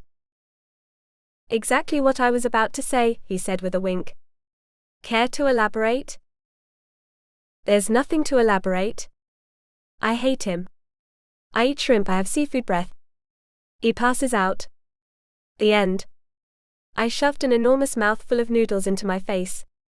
Jaxson propped his elbow on the table, steepling his fingers, studying me with amusement. His eyes shifted to my lips and his breath hitched almost indiscriminately. But I noticed. I always notice. What are you looking at? I asked indignantly, checking my teeth for cilantro with my tongue. He grinned. You have something. Just there. Before I could go for my napkin, he was reaching over the table, his elegant hand extending towards my face. He opened his mouth ever so slightly in the sympathetic way one does when coaxing an infant to take a bite, and swept his index finger over the corner of my mouth. His movement was swift and sure, though it felt like the moment was suspended in a bubble. I was devoid of thought, devoid of feeling, devoid of breath for a long moment after, until he brought his finger to his own lips and suckled the pad thai sauce from his fingertip. Then I was slightly self-conscious. And a little disgusted. He resonated. I should have gotten that instead. For the record, he said, returning to his own meal, I don't mind your seafood breath. It was such an odd and intimate thing to say, all I could manage was to blurt out, well, you don't have to kiss me. His eyes flashed to mine and suddenly darkened. It was like his pupils grew 3 sizes. What if I did? I'd have done a spit take if I had anything in my mouth. As it was, I just slobbered all over my chin. Fart. My attempt to take the comment in stride resulted in my voice rising up 2 octaves. A very uncomfortable rush of blood was now occupying the nerve endings of my cheeks, and possibly my bosom. He seemed to be enjoying my vexation. Are you all right? Peachy. Good. He handed me a paper napkin. So what if we? Bloody hell. What was he suggesting? Did a film together? I let out a breath I didn't know I was holding. We're doing a film together right now. Yes, my dearest Emma. Thank you. But what if you and I starred in a film together? I blinked, making sure I heard him correctly. Jaxson acting in a movie. Would he also direct it? I think that would be bloody brilliant. You don't think it's a daft idea? He was gauging my response. No, I beamed. Not at all. And what if you and I had a love scene, he added. Hypothetically. Now he was trying to unhinge me. He was always trying to get a rise out of me. It worked back when I was young and impressionable. But now I knew better. Now I just played along. Would we be completely starkers? I asked coquettishly, taking a sip of water. Hypothetically. Does it matter? Don't answer that. He leaned over the table and grinned impishly, his face inches from mine. And what would you eat before a hypothetical love scene to particularly vex me? He was so close I was suddenly self-conscious of probable peanut crumbles on my chin. If he really wanted my pad thai, he need only ask. Coffee, I said at length. The strongest coffee imaginable. A light and easy smile overspread his face. I do love coffee, breath. I cleared my throat. He was acting so strangely it was unnerving. I had to clear the air. On my cue, he retracted from me and returned to his pineapple rice with perfect indifference. We ate in companionable silence for the next few minutes. Every few bites he would steal a forkful of my noodles and I would try to shoo his hand away unsuccessfully. Silent moments with Jaxson were fine. They were comfortable. We never had to fill the air waffling along with nothing in particular to say. Sometimes he would come to my house just to read Variety on my sofa, or we'd sit on my patio and watch the sunset over the ocean. We often did not talk at all, and it never felt awkward.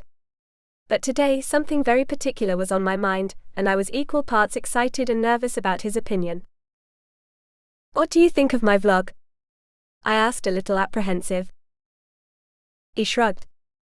As long as you don't upset the studio, I'm okay with it. I'm not filming anything I shouldn't. Okay then. I sighed. But what did you think of it? Is Annie funny or what? I haven't seen it. He hadn't seen it. What the? If he had a video diary, I would watch it all the time.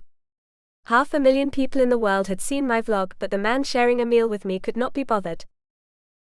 Why not, Jax? I tried not to sound upset. I've been a little busy directing a film. Don't get pouty. Pouty? I'm not pouty. He smiled with a warm glow to his eyes. Your overly active eyebrows are all twisted in knots and your bottom lip is puffed out. He tilted his head and stroked his thumb on my chin. I'll take a look at it as soon as I have time to give it my undivided attention. He might as well have patted me on the head and said, "You run along now, child." I have to admit that although I only created the vlog to get Randall to notice Annie, a small part of me wanted Jaxson to like it. I know it was an irrational thought. He'd see me on camera all day long. It was his job. But I wanted him to see this. I knew it made no sense. I supposed I was mostly worried that if Jax hadn't seen it, perhaps Randall hadn't either. And then what was the point of the whole thing?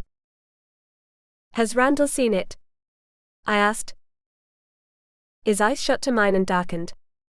How the bloody hell should I know, Emma? Whoa. Where did that come from? I dunno, I said a little impishly. I thought he was your mate. My mate? Everybody's my mate. I don't spy on their internet history. I'm sorry. I just thought. Why are you so interested to know if he's seen your little videos anyway? He shot up from his chair and gathered up his unfinished meal, shoving it in the small wastebasket next to his desk. Not enough social relevancy for you all over the internet? He stamped into the small lavatory adjacent to his office.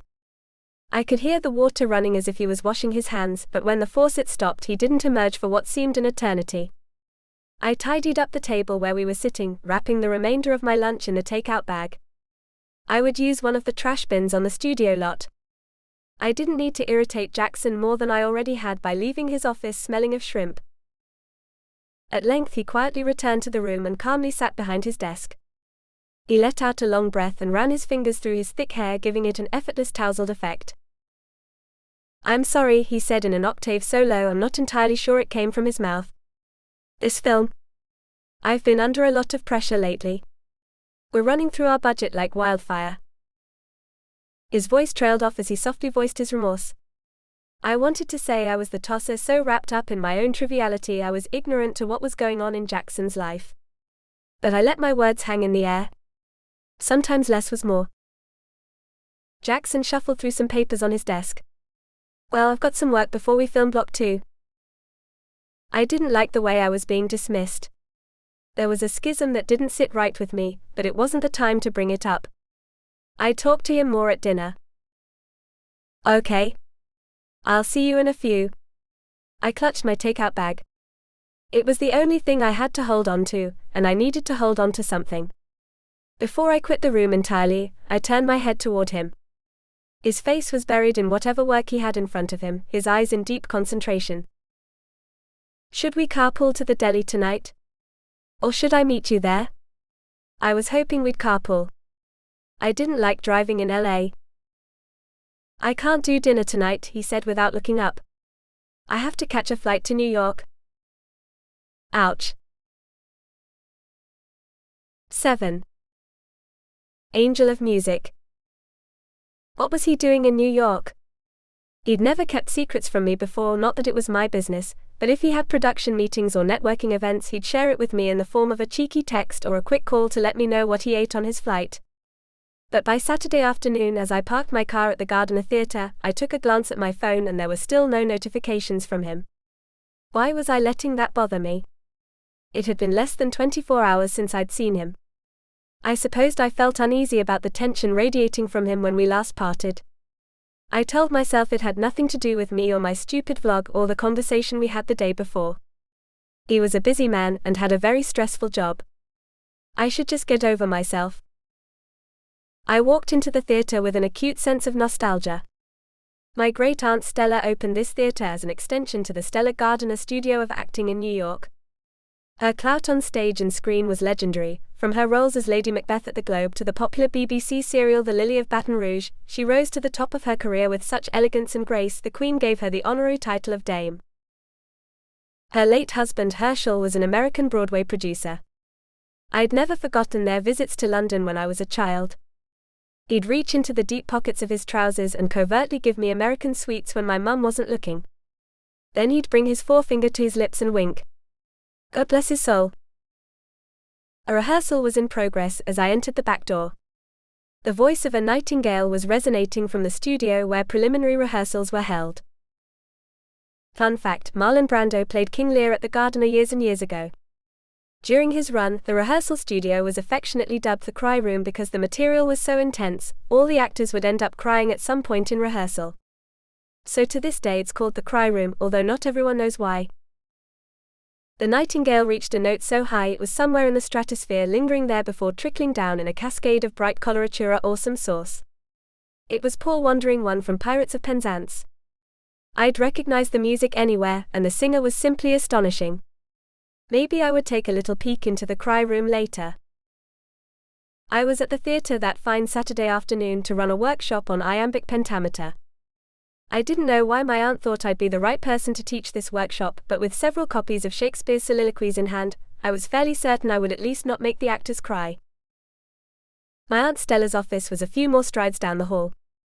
I was early for my class, but I needed to gain my bearings and get Jaxson off my mind. My aunt was a good distraction. The door was open, and as I reached the threshold, there stood my aunt in her signature black leotard and paisley kimono. She was speaking with a man who, upon noticing my entrance, turned and left the room, walking past me with a whoosh of cold air and not a word in greeting.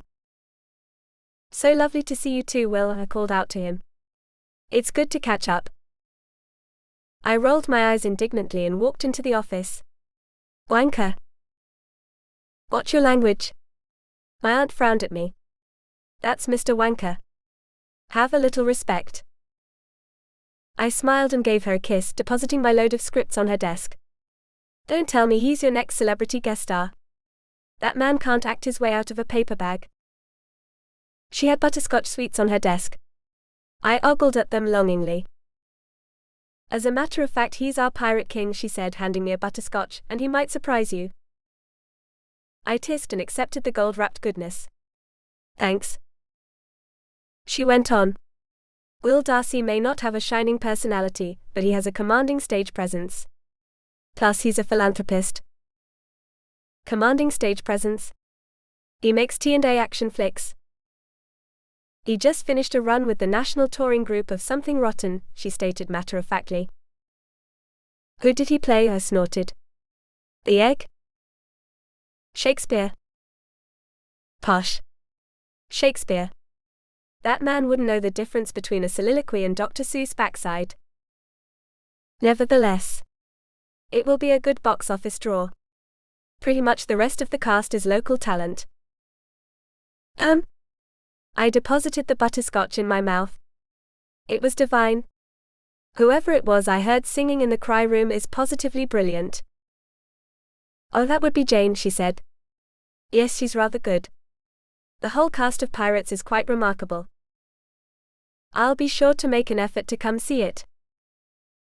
Excellent. She clapped her palms together. Bring that fellow of yours. I don't have a fellow. She frowned. All the creases in her face were working against me. She looked absolutely dour. What have you done to that lovely Australian bloke? Jackson? Did you break his heart? No. We're not together. I told her 1,000 times. I shook my head and reached for another butterscotch, but she snatched the jar out of my reach and scowled at me with her queenly eyes. A mighty pain to love it is, and 'tis a pain that pain to miss. Of all pains the greatest pain it is to love but love in vain. Ever the performer my aunt was. A length of silence formed between us as I blinked at her, pining for another butterscotch. I don't follow. Her eyes were almost wild. Unrequited love, Emma.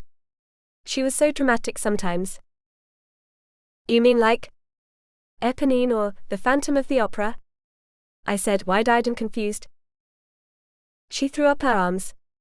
You are positively thick. The Phantom. I tried to explain. He loved Christine, but she didn't love him back. Ah, but you are wrong. She did love him. Go see Love Never Dies. You'll understand then. I put a pin in it. It's on my wish list.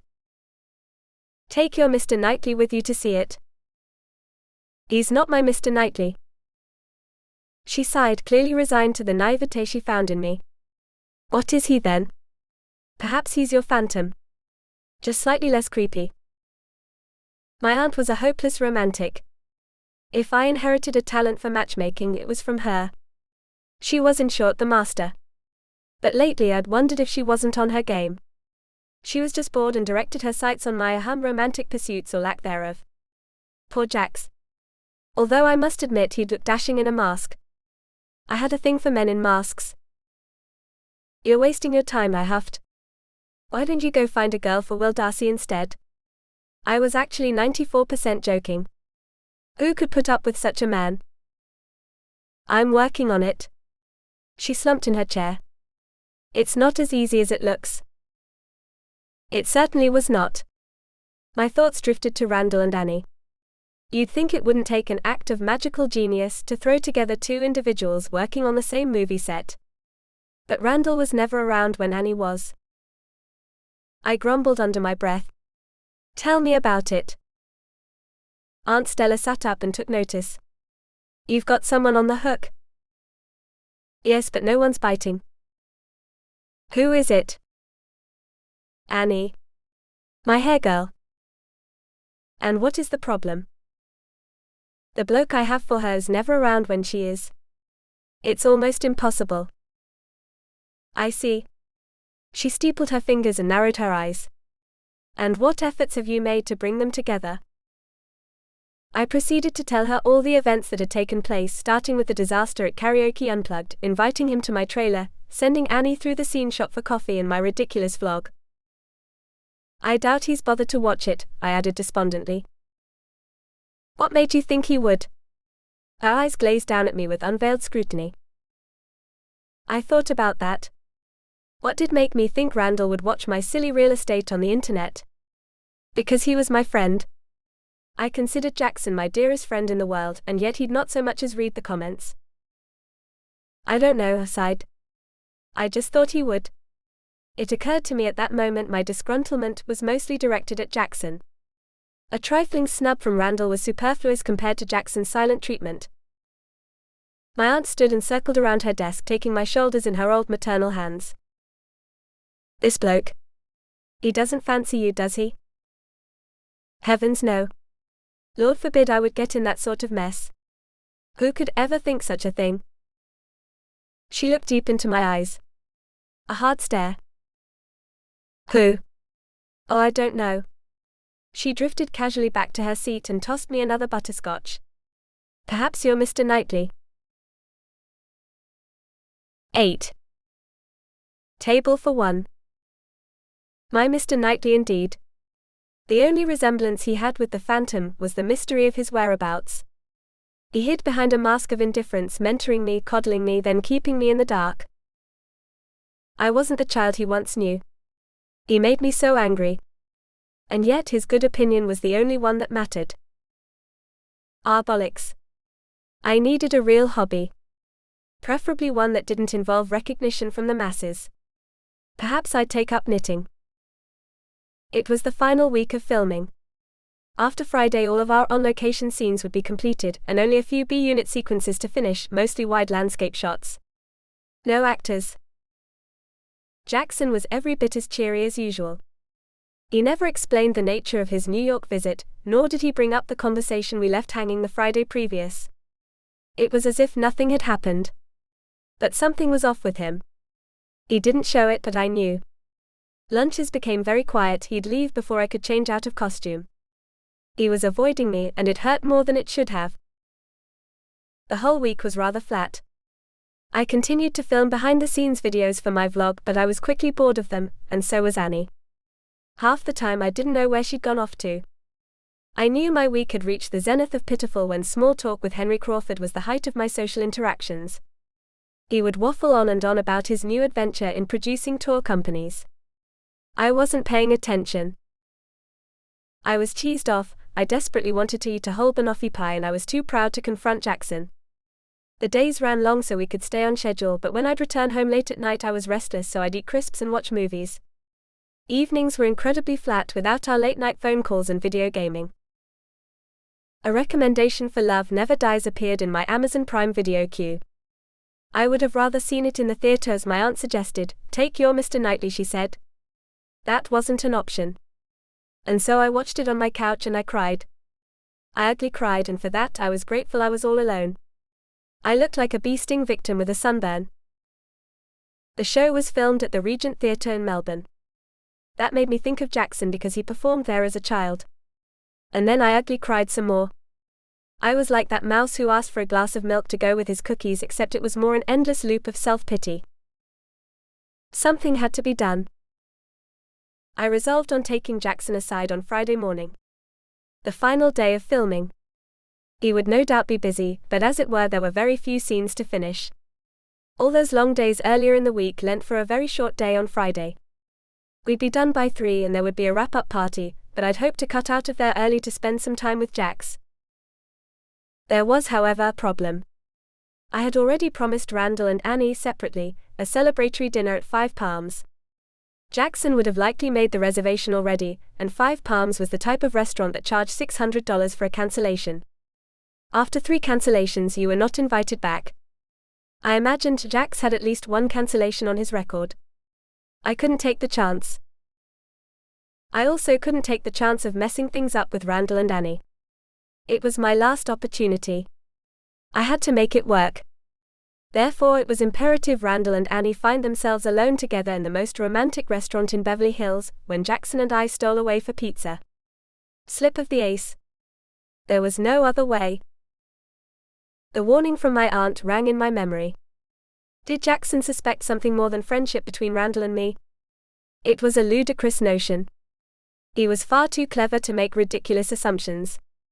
To illustrate my point, I might add that Jaxson appeared rather pleased to drive Randall to the restaurant when I suggested it.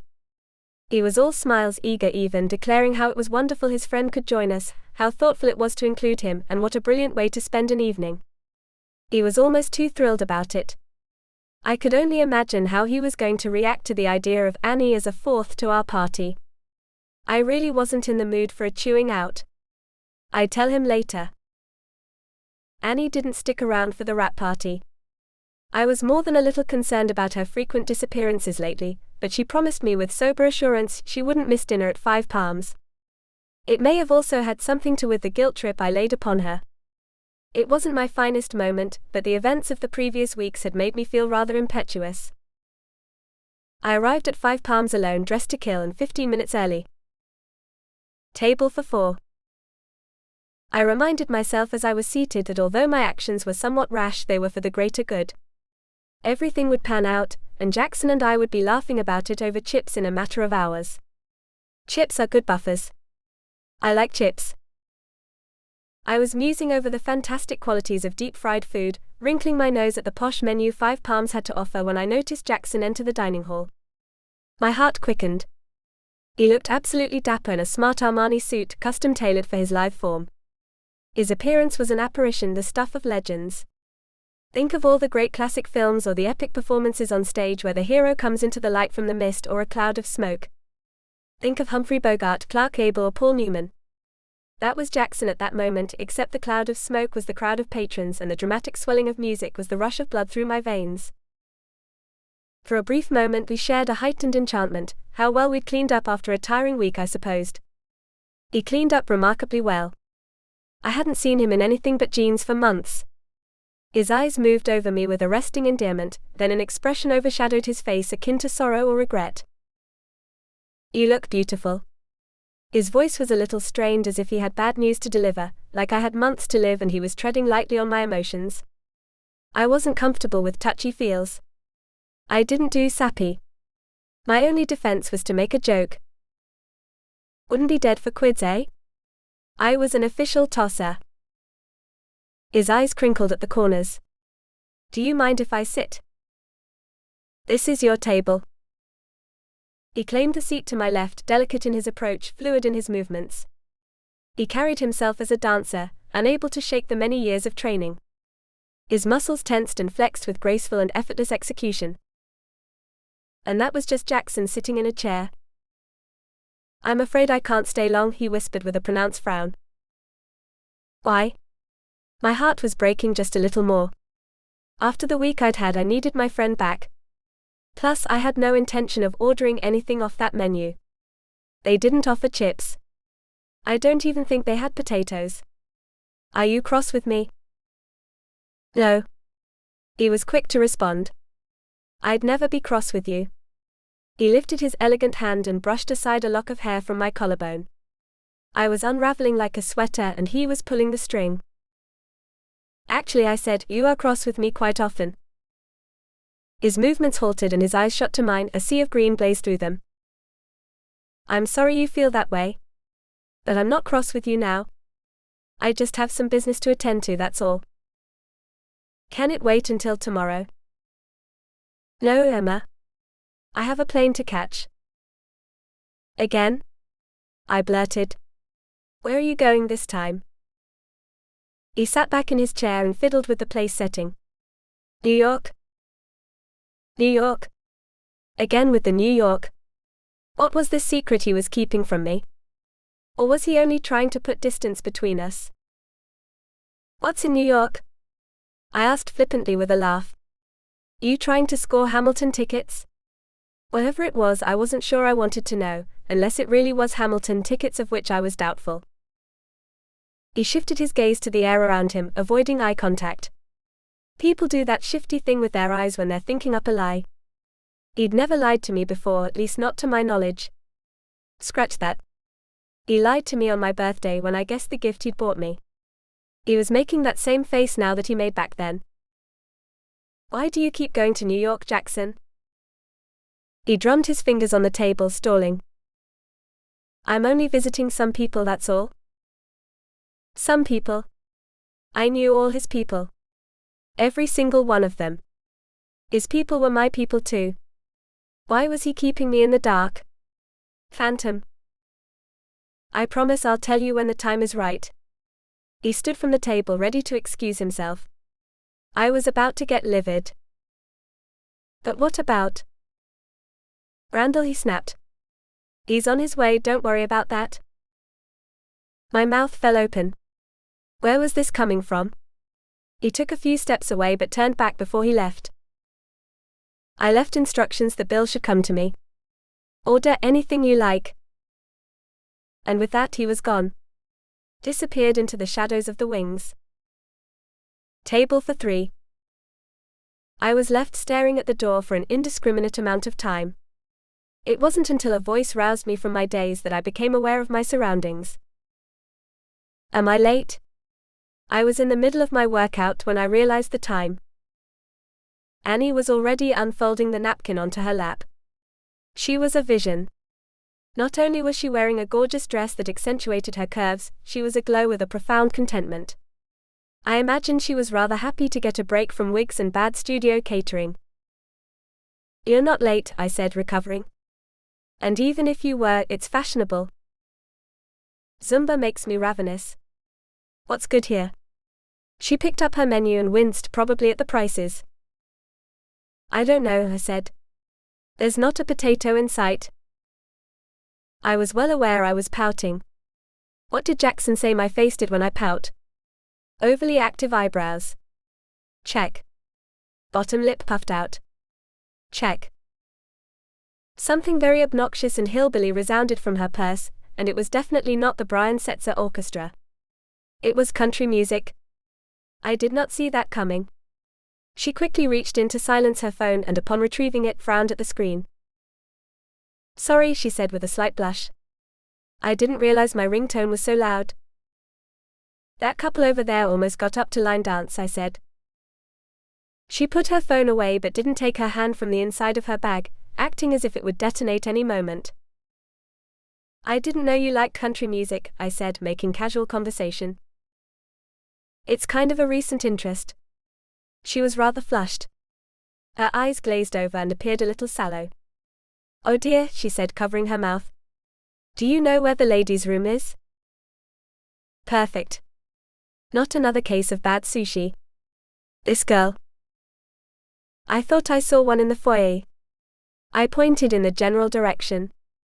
She shot up, clutching her handbag, lurched her head with a gag and sped off. I said a silent prayer she wouldn't honk in the koi pond on her way to the loo. I was once again left to my own devices. If anyone was watching the dodgy activity at my table, they might have come to the assumption I was selling black market Netflix subscriptions. I was getting sordid scowls from the waitstaff because I hadn't ordered anything. I wasn't even supposed to be there when Randall arrived. Where was that man? On cue, my mobile buzzed. A text from Randall. Plumbing emergency. Sorry to cancel. Let's reschedule. Ah, bollocks. Table for 2, the wrong 2. Annie returned looking frightfully feverish. Her face was wet with beads of sweat and her hairline was damp. She didn't have to say anything.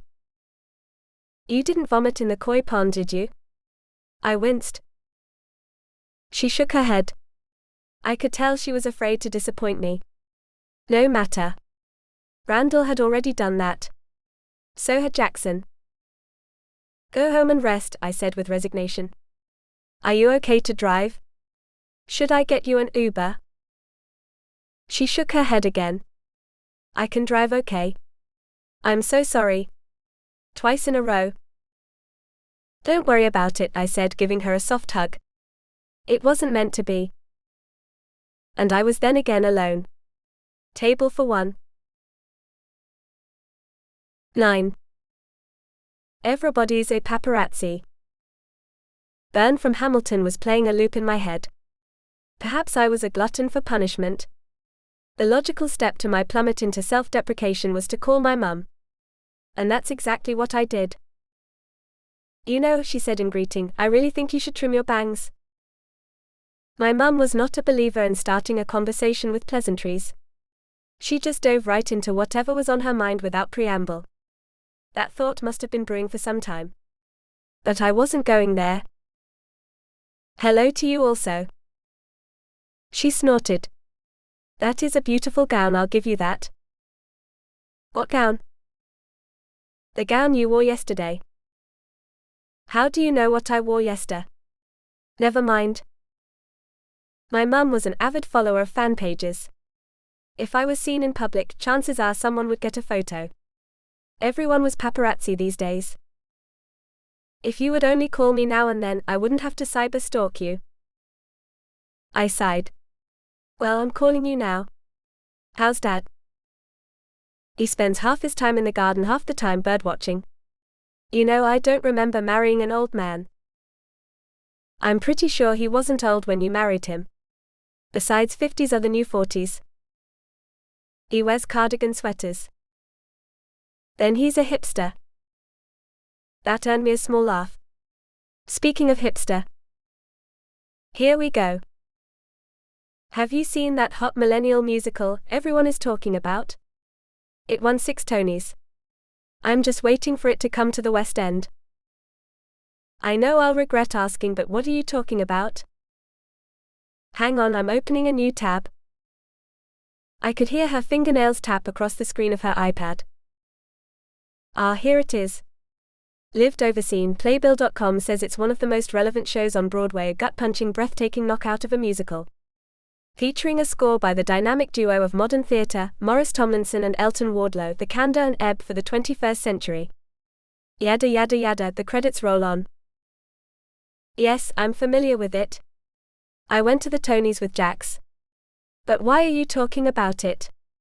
I was wondering where she was going with this. When it came to my mother, anything goes. So you've not seen the production, she asked. No, Mum. I haven't had the time. Let me tell you something about my mother. There was never a time she brought something up and didn't have a reason for it. She would casually leave questions open-ended. I'd take the bait and she'd reel me in. Hook, line and sinker. She would never leave it at home without a motive. Today, however, I was in no humor to entertain Mum's games. Well, I've got to go, Mum, I said hurriedly. Give Dad a kiss for me. She would not let it go that easily. I will. And be sure to give that Jaxson fellow a hug and a kiss for me. Here it comes. All right, I replied. I will. And ask him how he enjoyed the play. And there it is. She was cyber-stalking Jaxson too. I remained silent. I wouldn't give her the satisfaction. At length she broke the silence. You should have gone with him, Emma. Then you could be telling me all about it right now. You could call him and ask him yourself, I sneered through gritted teeth. Oh no. I would never do that, she exclaimed. He's such a busy man. Of course not too busy to fly to Manhattan to see a Broadway show. Oh. Here's an Instagram photo of Jaxson with the composers. You definitely should have gone. So that was it. Jaxson, who needed to be in Vancouver for filming by Sunday, took a little trip to see Lived Overseen in New York. And of course my mother knew about it before me because she was following his fan pages. What else did I expect? I will ask him to call you when he has free time, Mother. Right now, I have to get to the gardener. The gardener? I don't know why you insist on doing your aunt those little favors. It dims your movie star status. I certainly hope so. The one thing I didn't like about my job was fame. Of course I tolerated it. After all, it was part of the package. But were I very honest, all I cared about was the opportunity to perform. The fame only gave me the freedom to do so without limits. And stay off the carbs, she said, her parting words a warning. Don't think I haven't noticed. I'll do my best, I lied, then said my goodbyes and hung up feeling more despondent than before. 10. The Devil You Know. I should have been exhausted after filming for months straight. I also should have been going over the screenplays my agent sent me, a female-driven buddy cop comedy, a heist film, a psychological thriller. But nothing could hold my interest, and really, let's be honest, I was never one to do what I should. A week had passed since my last exchange with Jaxson at Five Palms. He still hadn't called me. I knew he was on location in Vancouver, and most likely had little reception in the outskirts where they were filming. I'll admit I was more angry than sad at this new silent treatment. We'd gone longer without a phone call or text many times, but now there was an unspoken division hanging over our heads. But what most upset me was the outcome of my matchmaking endeavors for Annie. The morning after Annie almost fed the fishes at 5 Palms and Randall stood us up, I decided to call him. I didn't want to disturb Annie in case she was keeping vigil in the loo. Better to let her rest. But I knew Randall woke early most days to take in a morning run. I loved that he was in such fantastic shape. I wish I had that kind of discipline. But when I called him, he was neither running nor even out of bed yet. He answered with a groggy waking sort of greeting like he was stretching as he spoke. I could faintly hear the bed sheets rustle over the phone. I inquired briefly about his plumbing issues, not fully believing his story but willing to brush over it for cordiality's sake. I was about to suggest another rendezvous in which I could have the opportunity to introduce him to Annie, when I heard the shadow of a voice near to him. It was a vague muffled sound but unmistakably female. The woman spoke a few whispered words and I heard Randall pause before returning to his conversation with me.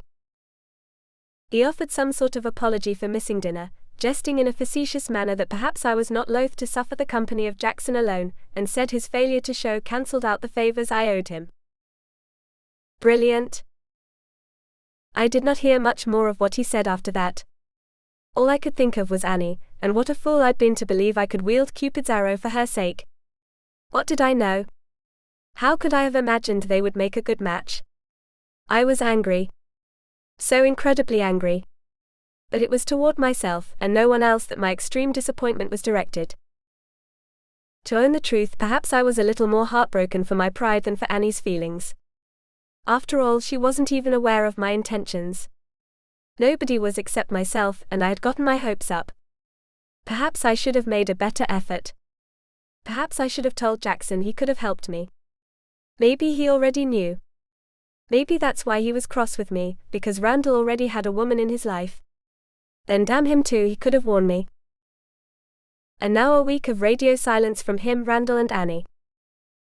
I abandoned my vlog and most other social media outlets, but I did rather like Instagram, and so I continued to take photos, enjoying the engagement from fans and friends. It became an easy expression through images and concise cheeky interactions, short and sweet little notes passed over the interwebs. I followed several colleagues in the industry, most of them I knew personally but some I did not, opera singers and Broadway stars I admired from a distance. I fangirled with more enthusiasm than I care to admit, over a like on one of my posts by the incredibly talented Bronson Norris Murphy. It took more willpower than I could muster not to click on that little heart under every single one of the adorable photos on his feed.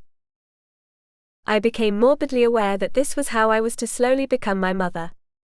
In protest, I devoured a bag of crisps and ate too much chocolate. It was high time I got off the internet and out of pajamas. And so I threw on some jeans and took a drive. I didn't have a destination really, only to free the dread and hollow wretchedness in the pits of my gut. Now I realize I am being quite dramatic. In truth, the pits of my gut were rather satisfied after copious amounts of espresso and sugary carbs, but the dread was still there. I drove and drove without a thought to where I was going. I hadn't realized how far south I wandered until the neighborhoods yielded to quaint colonial houses and adorable manicured lawns. It certainly wasn't LA. I came upon the gorgeous campus of a secondary school nestled among the palm trees and storybook homes. A great edifice resembling a bell tower, erected high and proud at the end of a grand lawn. It had cream arches with a facade of early 20th century architecture. It was as beautiful as a university.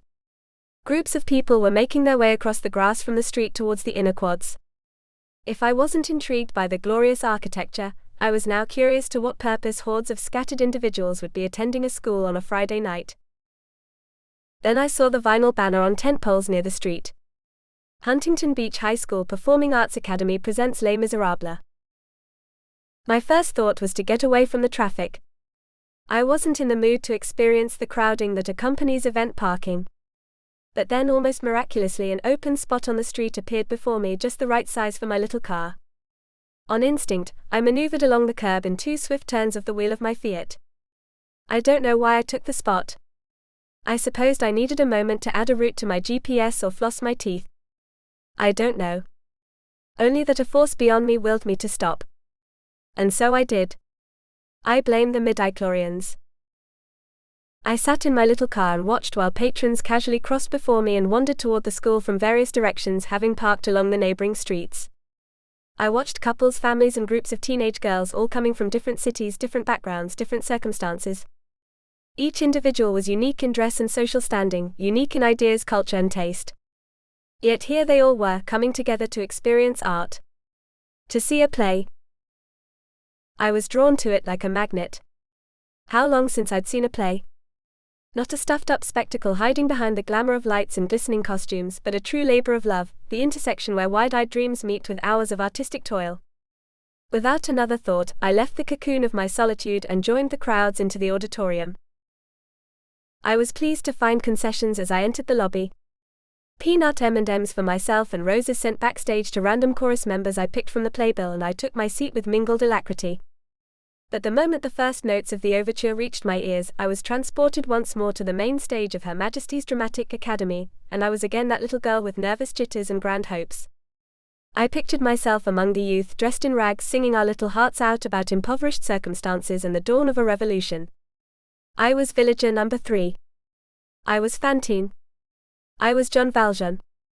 And I felt alive, more alive than I'd felt in years. Little gold statues, a star on Hollywood Boulevard, working with beautiful sets with enormous budgets, all of it paled in substance next to the wash of emotion that overcame me in the wake of the extraordinary musical score. Then I realized what I'd been missing.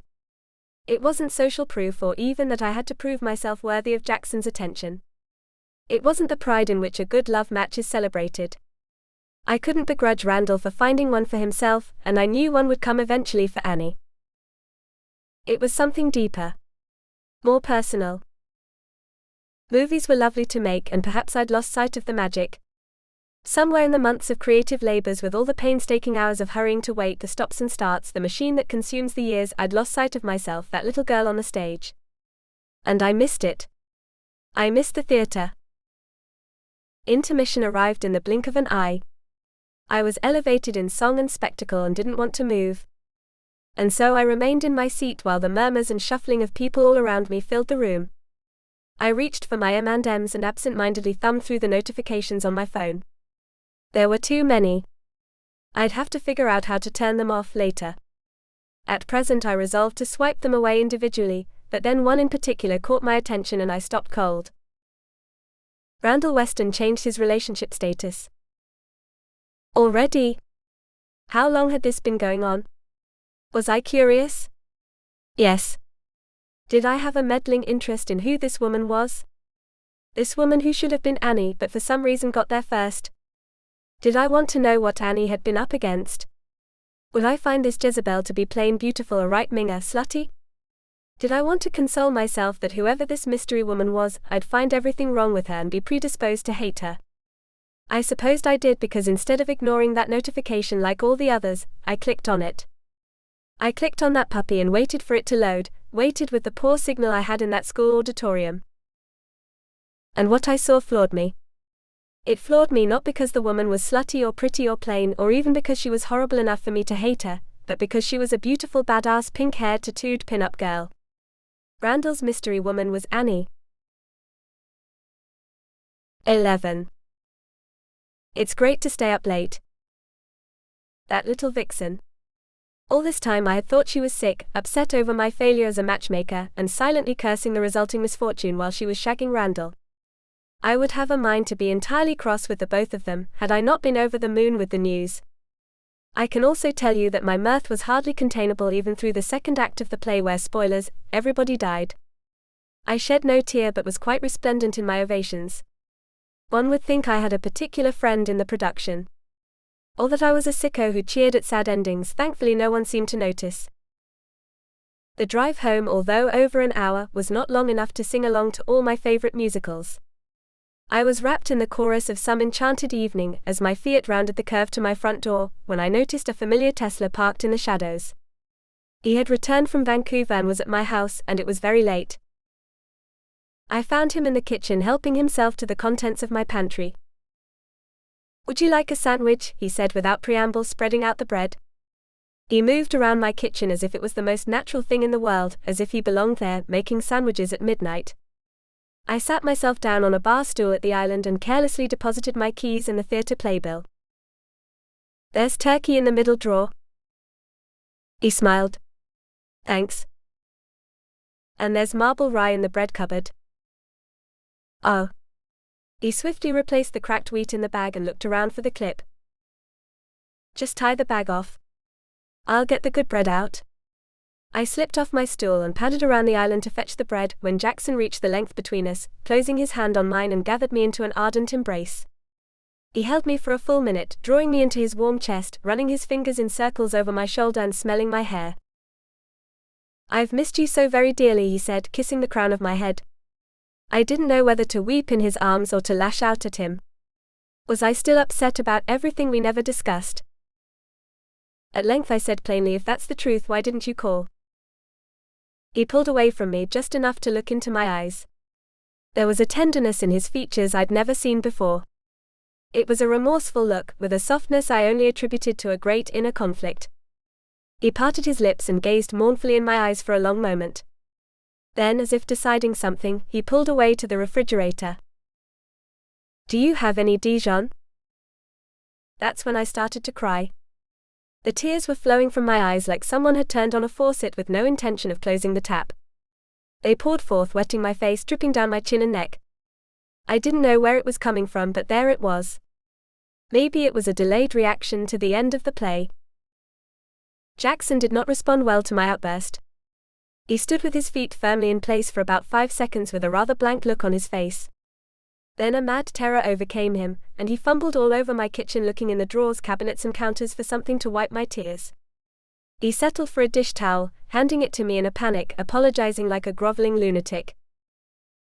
I'm so sorry, Emma. Don't cry. I don't need mustard. Oh, hang the mustard, I cried indignantly. I couldn't care less about mustard. He paused. A bewildered frown covered his features. What's the matter? A fresh rush of tears washed over me. I couldn't stop. It was as if all the feelings pent up from the last few weeks finally caught up to me and the floodgates were opened.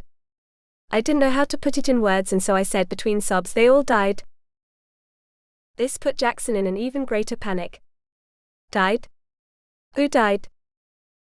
Everybody. My voice was raspy and coarse with hysteria. I leaned over the counter and tossed the playbill from Les Miserables in his direction. Emotions are so exhausting. He gingerly picked up the playbill, examining it, looking a few times from it to my face and back again.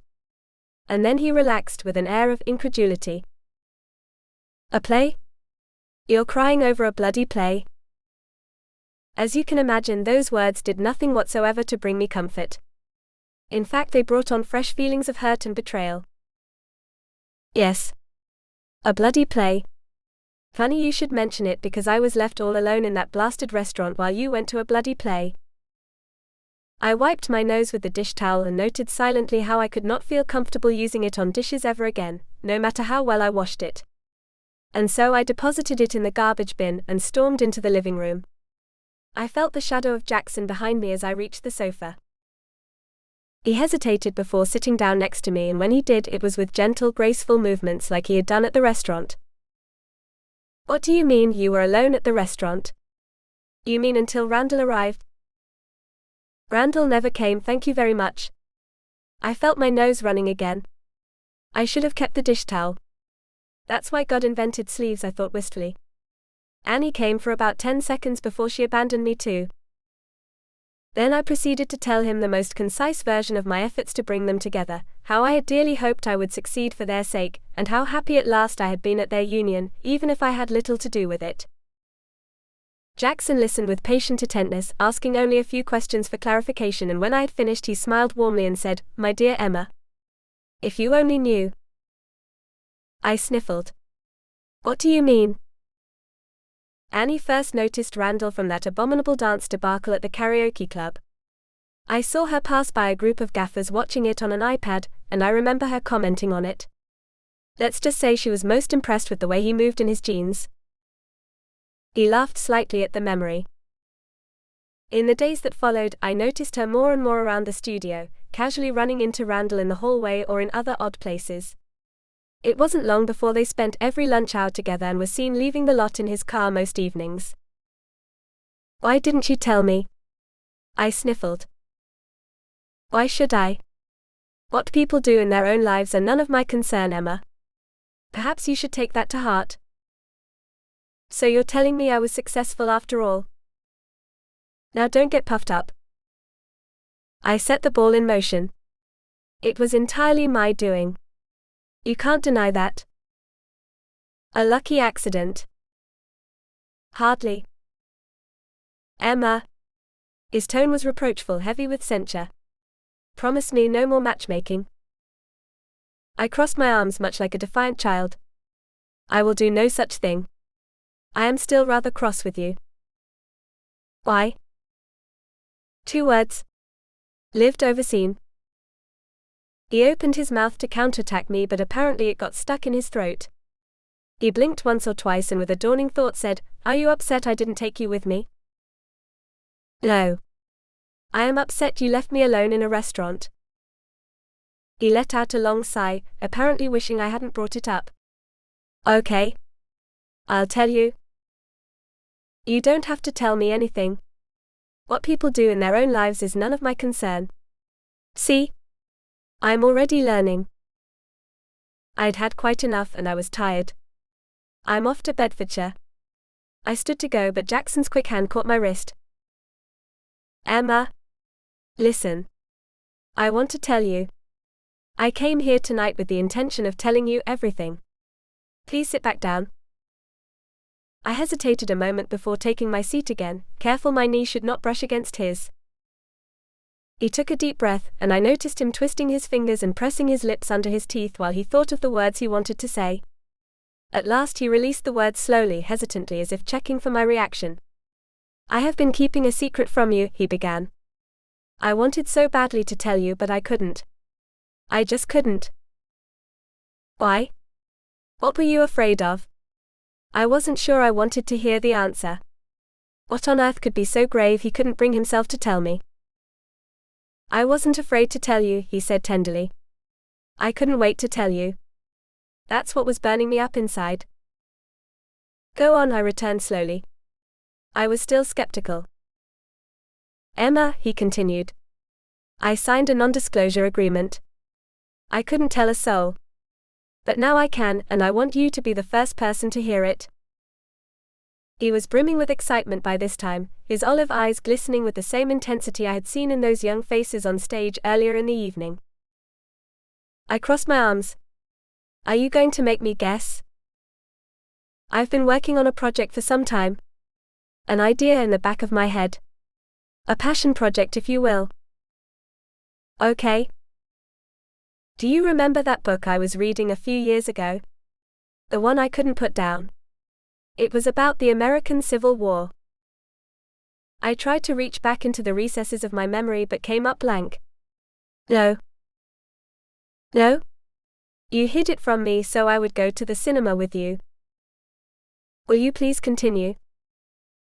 He shifted himself on the sofa so he could perch on the edge to animate his story with emphasis.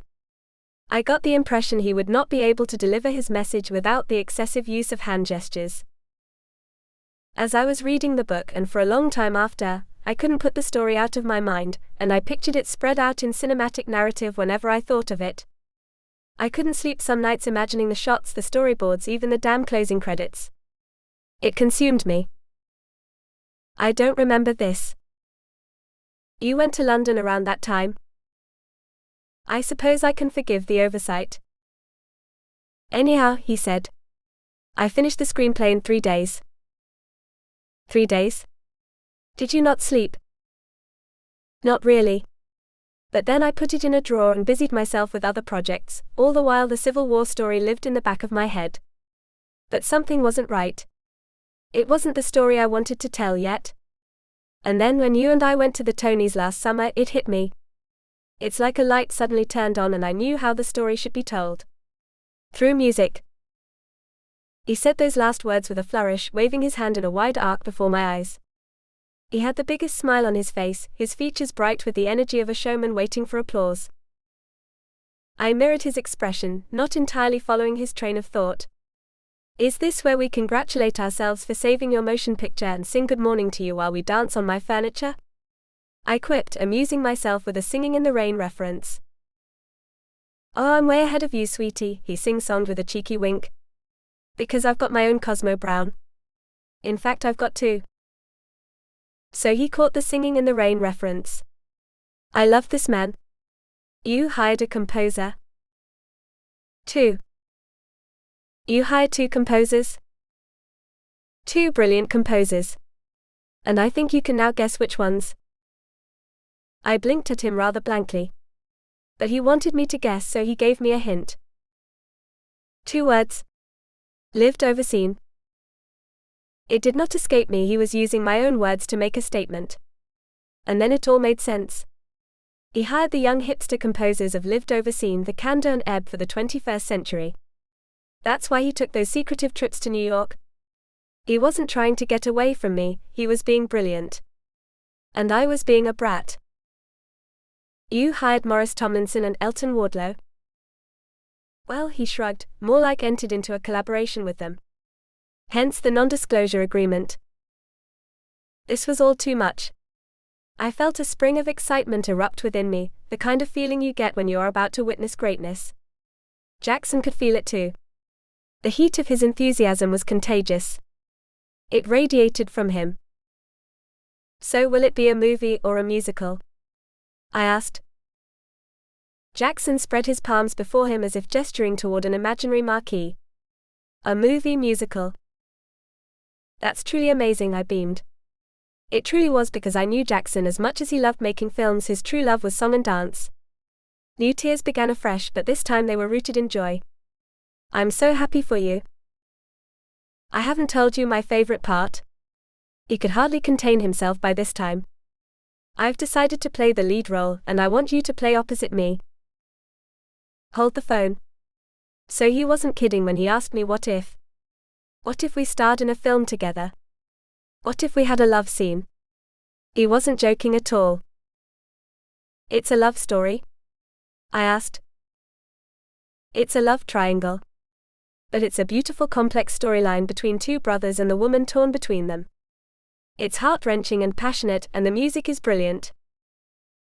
He took my hands in his, squeezing them firmly yet gently. What do you say, Emma?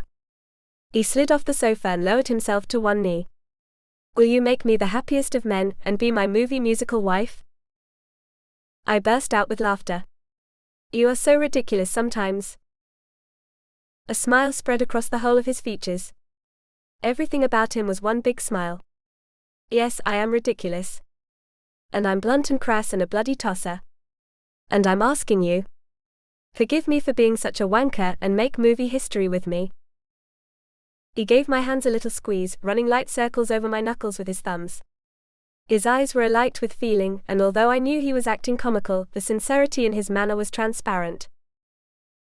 Yes, I said with some fervor. Yes, I will.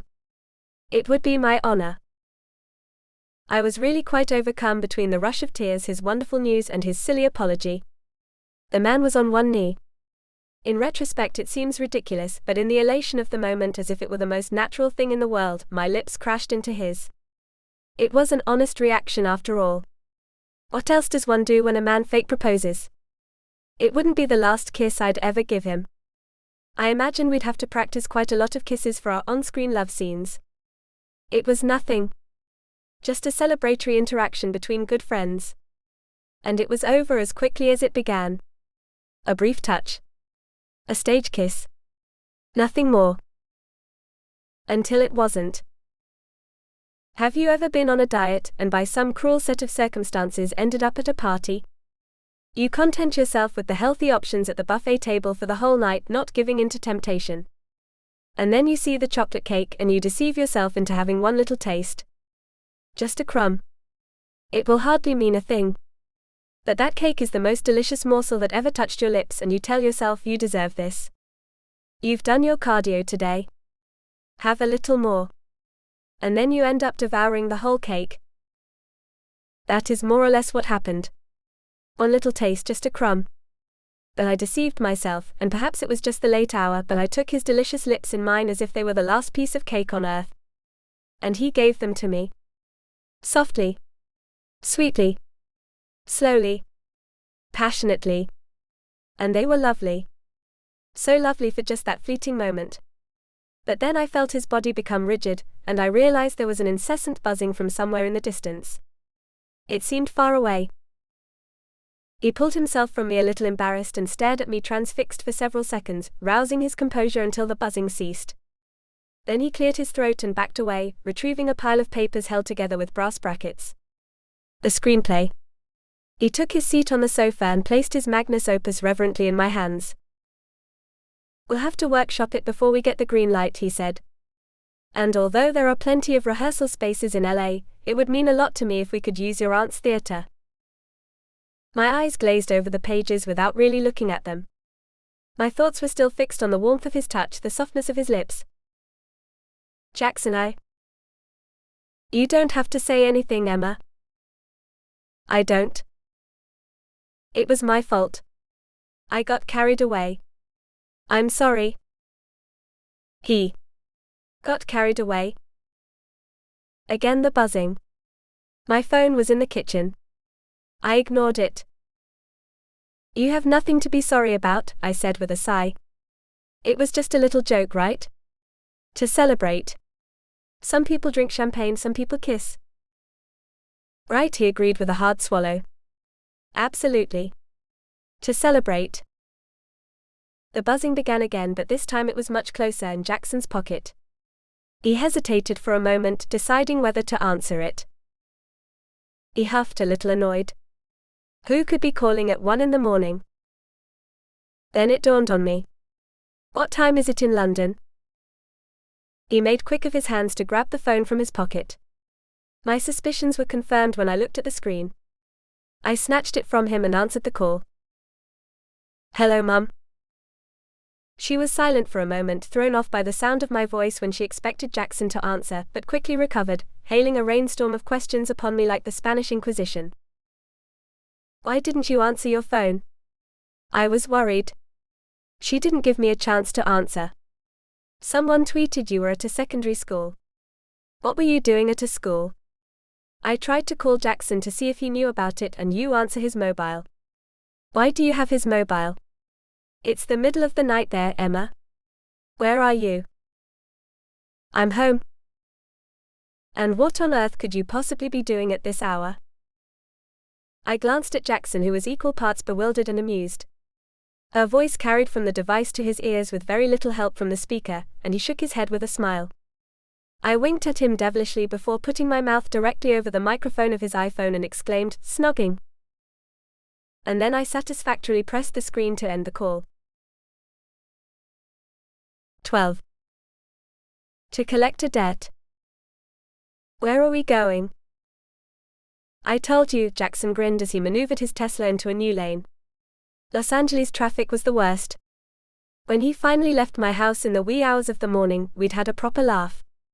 There was really nothing to be said after my mum called. We realized how daft we were behaving, and so very tired, we could only laugh and agree how wonderful it is to be so companionable. Surely a little kiss couldn't come between us. Still, my thoughts kept drifting to the scenes we would film together in the future, and I began to look upon them with wishful expectancy. He insisted on a proper celebration. One perhaps with real champagne instead of silly kisses, and told me to prepare for a surprise. The details were incredibly vague. You told me we were going to a place you could collect on a debt, I said. You don't have to be so cryptic. His beautiful teeth glimmered from the LA streetlights beneath his wide smile. He seemed to be enjoying a devilish satisfaction at my expense.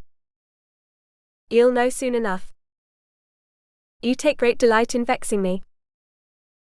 The night is young, my dear. Just you wait. Several minutes passed much in the same way until we drifted into easy conversation. We laughed a little and spoke of nothing in particular, enjoying a pleasant journey to the mysterious destination. I was in such a state of comfortable fellowship the night very well could have consisted of merely a car ride and nothing else for all I cared, but then I took notice of our surroundings and realized where we were going just before we turned into the car park of Karaoke Unplugged. I scowled at his profile. Collect a debt. He winked at me as he shut down the motor. Oh yes, my little songbird, You're not the only one who can put on a show. The bar was crowded, as it should be on a Saturday night. I wondered with a sense of relief if perhaps another night would suit better when Jaxson led me to a table in the very middle of the room, and who should be there waiting for us saving seats other than Randall and Annie. It was the first time I'd seen them occupy the same space, and just as I predicted, they were adorable together. Adorable couple equals cute babies all named after me. It had all come full circle. And it was more than appropriate, we would end up in the very place I'd hoped the love match would begin. I silently congratulated myself on the successful outcome despite the several mishaps along the way. I observed with some delayed epiphany that it was all part of the job. Without the little moments of toil, the joy would not appear so bright. I need only to let them flourish and grow. Randall and Annie were more than content to dance all night and not attempt to sing or make a show of it. Jaxson and I heartily approved. We were there for quite some time observing the singers and enjoying the evening, and I was still wondering if I should put my name in the queue when I noticed Jaxson was drinking tea. No expensive scotch this time? I scoffed, taking it as a signal of defeat. His eyes sparkled with mirth, the creases teasing me from behind his cup as he took a slow, luxuriating swallow. Oh, I intend to collect on that later. I don't partake before I sing. He stroked a hand over his neck as if warming his vocal cords. He was taking this competition to the next level. Poor fellow. May I have your attention? Sam the piano man took the microphone, something he reserved for special announcements. At Karaoke Unplugged, we are unique in that we welcome singers from all walks of life. So many wonderful performers have graced this stage, professional and amateur alike. We don't discriminate. I'm looking at you, Johnny. He pointed to a man I recognized from before, clearly a regular. Many of the patrons laughed. Sam rose his voice above the crowd. But tonight we welcome an entertainer of a different sort. Many of you may not recognize his face, but you've all seen his movies. Ladies and gentlemen, Oscar-winning director of Sublime Truth, Ophelia and Antigua, the man behind the mask, Mr. Jaxson Knightly. A thunderous applause erupted as Jaxson rose from the table. He set his teacup down and offered me a sly grin. He was going to be impossible to live with after that introduction. My eyes rolled of their own accord. As Jaxson took the stage, Sam added one more quip before he handed him the microphone. I sure hope you can sing, man. And then added, for all our sakes. A wave of soft laughter washed over the room as Sam perched himself at the piano. A nod between the two gentlemen and the music began. Jaxson would not have told me what he planned to sing even if I tried to persuade him with bribery. His flair for the element of surprise was surpassed only by the surprise itself, for I recognized the music from the dissonance of the very first note. The tempo, adagio, the jarring minor chords, dark and foreboding, the tone melancholy, yet romantic. A hush fell over the room, not a soul dared to stir, waiting for the magic to descend as Jaxson filled his lungs with the sweet air of the accompaniment, a deep breath to sustain the legato melody he was about to sing. But sing does not begin to describe it, for when the sound resonated from his mouth, it not only filled the room, it sent a tremor down to the bone. It was one of my favorites, music of the night. The first lines rang in the air with an echo, and a white heat flushed through me with a flutter. Slowly, broadly, the music filled me, his voice taking hold of all my faculties. I let go, and it carried me away with the gentle waves of his tenor vibrato. Light as a feather, the soft cadence touched effortlessly on the wings of an angel, and drifted on the expectant ears of all who were blessed to hear it. But I was alone. Every patron fell away and ceased to exist in the euphoria of the phantom song. I understood at that moment what hypnotic yearning must have taken hold of Christine Daae deep in the underground lake beneath the opera house, the sweet caress of the music enfolding the senses and transporting the spirit. A steady swell in tempo, andante and sensual, rose with the timbre of his clear soaring voice, stirring in concert with the power brewing beneath the surface of the notes, flooding my body with extraordinary sensations. Urgent and compelling pulses accelerated with the tempo, gathering a throbbing momentum, and his sublime voice rode each thrusting note in a transport of seduction. Then one single note rose above them all, sustained in the thick air, floating like a seabird in the breeze, and took my own breath with it, for it was so very beautiful. He let it float gently in a prolonged interval and let it drift off, yielding to a soft whispering plea. And then he turned his eyes to me, burning them into my soul with each word, setting my blood on fire. I felt my heartbeat escalate, driven by an electricity coursing through my veins. A swelling heaviness surrounded me, consuming me in the soaring cadence of the music, reaching out, holding me in its spell. Then elegantly, purposefully he descended the stage, gliding each step in measured emphasis, making steady, gradual progress in my direction by degrees. His eyes held me captive as the song progressed like a beast of prey, slowly approaching, reaching out, and upon the point of standing before me rang out in the most powerful crescendo. I was free-falling, transported in flight. I thought for a moment I might swoon, but then he took my hand in his and guided me from my seat. He stepped back in a sweeping motion, much in the same way he crossed the floor to collect me, only with backward strides, drawing me towards the stage. His lyrics did not falter as we ascended the stair, and he continued his backward strides until he had me in place in the center. Only then did he release my hand. Artfully, deftly, he poised himself behind me, the enchantment of his voice enclosing my aura. A caress of his skin governed the counsel of my arm to extend up to touch his face, swayed by the intoxication of the melody. I was clay, pliant on the potter's wheel, completely at his mercy. He could have had anything he desired at that moment. Emperor of all the realms. Done. My hidden stash of Cheez-Its. His for the taking. 25-year single malt scotch. Give this man the whole bottle. I was willing to pay handsomely. He was earning it and then some. The final phrase approached, and the sweet imploring poetry of the music came to claim the wages of its devout consummation. The timbre of his last note tapered off in soft waves, disappearing into the shadows of awesome silence. Several moments passed in charged stillness. It was as if the whole audience forgot to breathe and were waiting to recover consciousness before putting their hands together. But the applause, when it did come, detonated with a gushing thunderclap and cries of praise. Jaxson graciously bowed as a true performer, giving credit with a flourish to Sam and me, his leading lady, although I didn't do anything except drool on my chin. Look out, Broadway, here I come. The mobile phones were out, clicking away as they had done on the night I made a fool of myself, except this time there would be no degrading memes or mortifying gifs. A snifter of scotch was brought to the table as swiftly as we took our seats. The same cocktail waitress from our previous visit set it down in front of Jaxson with an over-eager smile. He thanked her by name again as he had done before. Thank you as always, Harriet. A blush of pink overcame her face and she ducked away to her other duties. I wonder if she has a boyfriend, I thought to myself. I didn't realize I said that thought aloud until Jaxson scowled at me over his glass of amber liquid. He took a long sip, enjoying the buzz as the scotch warmed his throat. He placed an arm over the back of my chair and leaned in very, very close to my face. His nose was almost touching mine, and I noted with some delight how the aroma of the scotch mingled deliciously with the scent of his own skin. He held one finger in the small space between our faces and spoke with a saucy air of mock censure. Don't even think about it, Emma, he said. No more matchmaking. 13. For the love of chips. The view overlooking Griffith Park at night is my favorite. Yes, the Hollywood sign can be seen more clearly in the daylight, but there is something magical about the dark hills against a hazy glow of the radio tower and the sprinkling of city lights far below like a blanket of fairy dust. Only a few traces of our long overdue dinner of burgers and chips remained on our laps as Jaxson and I noshed with glee in his Tesla. He'd put the convertible top down to keep the greasy food smell from lingering on his upholstery, and the surrounding trees serenaded us with the rustling of their leaves in the breeze. Jaxson had long finished his meal, having inhaled it in too few bites, and was now dipping his finger in the cardboard box, picking at crumbs and traces of melted cheese that stuck to the wrappers. Have you spoken with your mother? He asked after a long period of thought. Is she ordering the wedding flowers yet? I giggled at the memory. Knowing my mum, she'd already booked the church.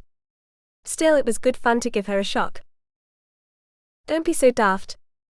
My mum knows we were just having a laugh. I'll never get married. Just think of my sister and all her raucous children. Can you just imagine? I snickered and took a sip of my lemonade. Jaxson seemed to be considering my words with some measure of unease. I can imagine quite a lot, he said, looking squarely in my eyes. She'll get over it, I said with a laugh.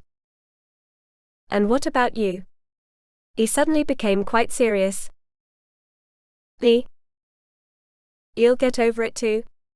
His voice was quiet, just above a whisper, and he leveled his gaze on me with burning intensity. With a wolfish brooding expression, a sly curve hinted at the corner of his lips.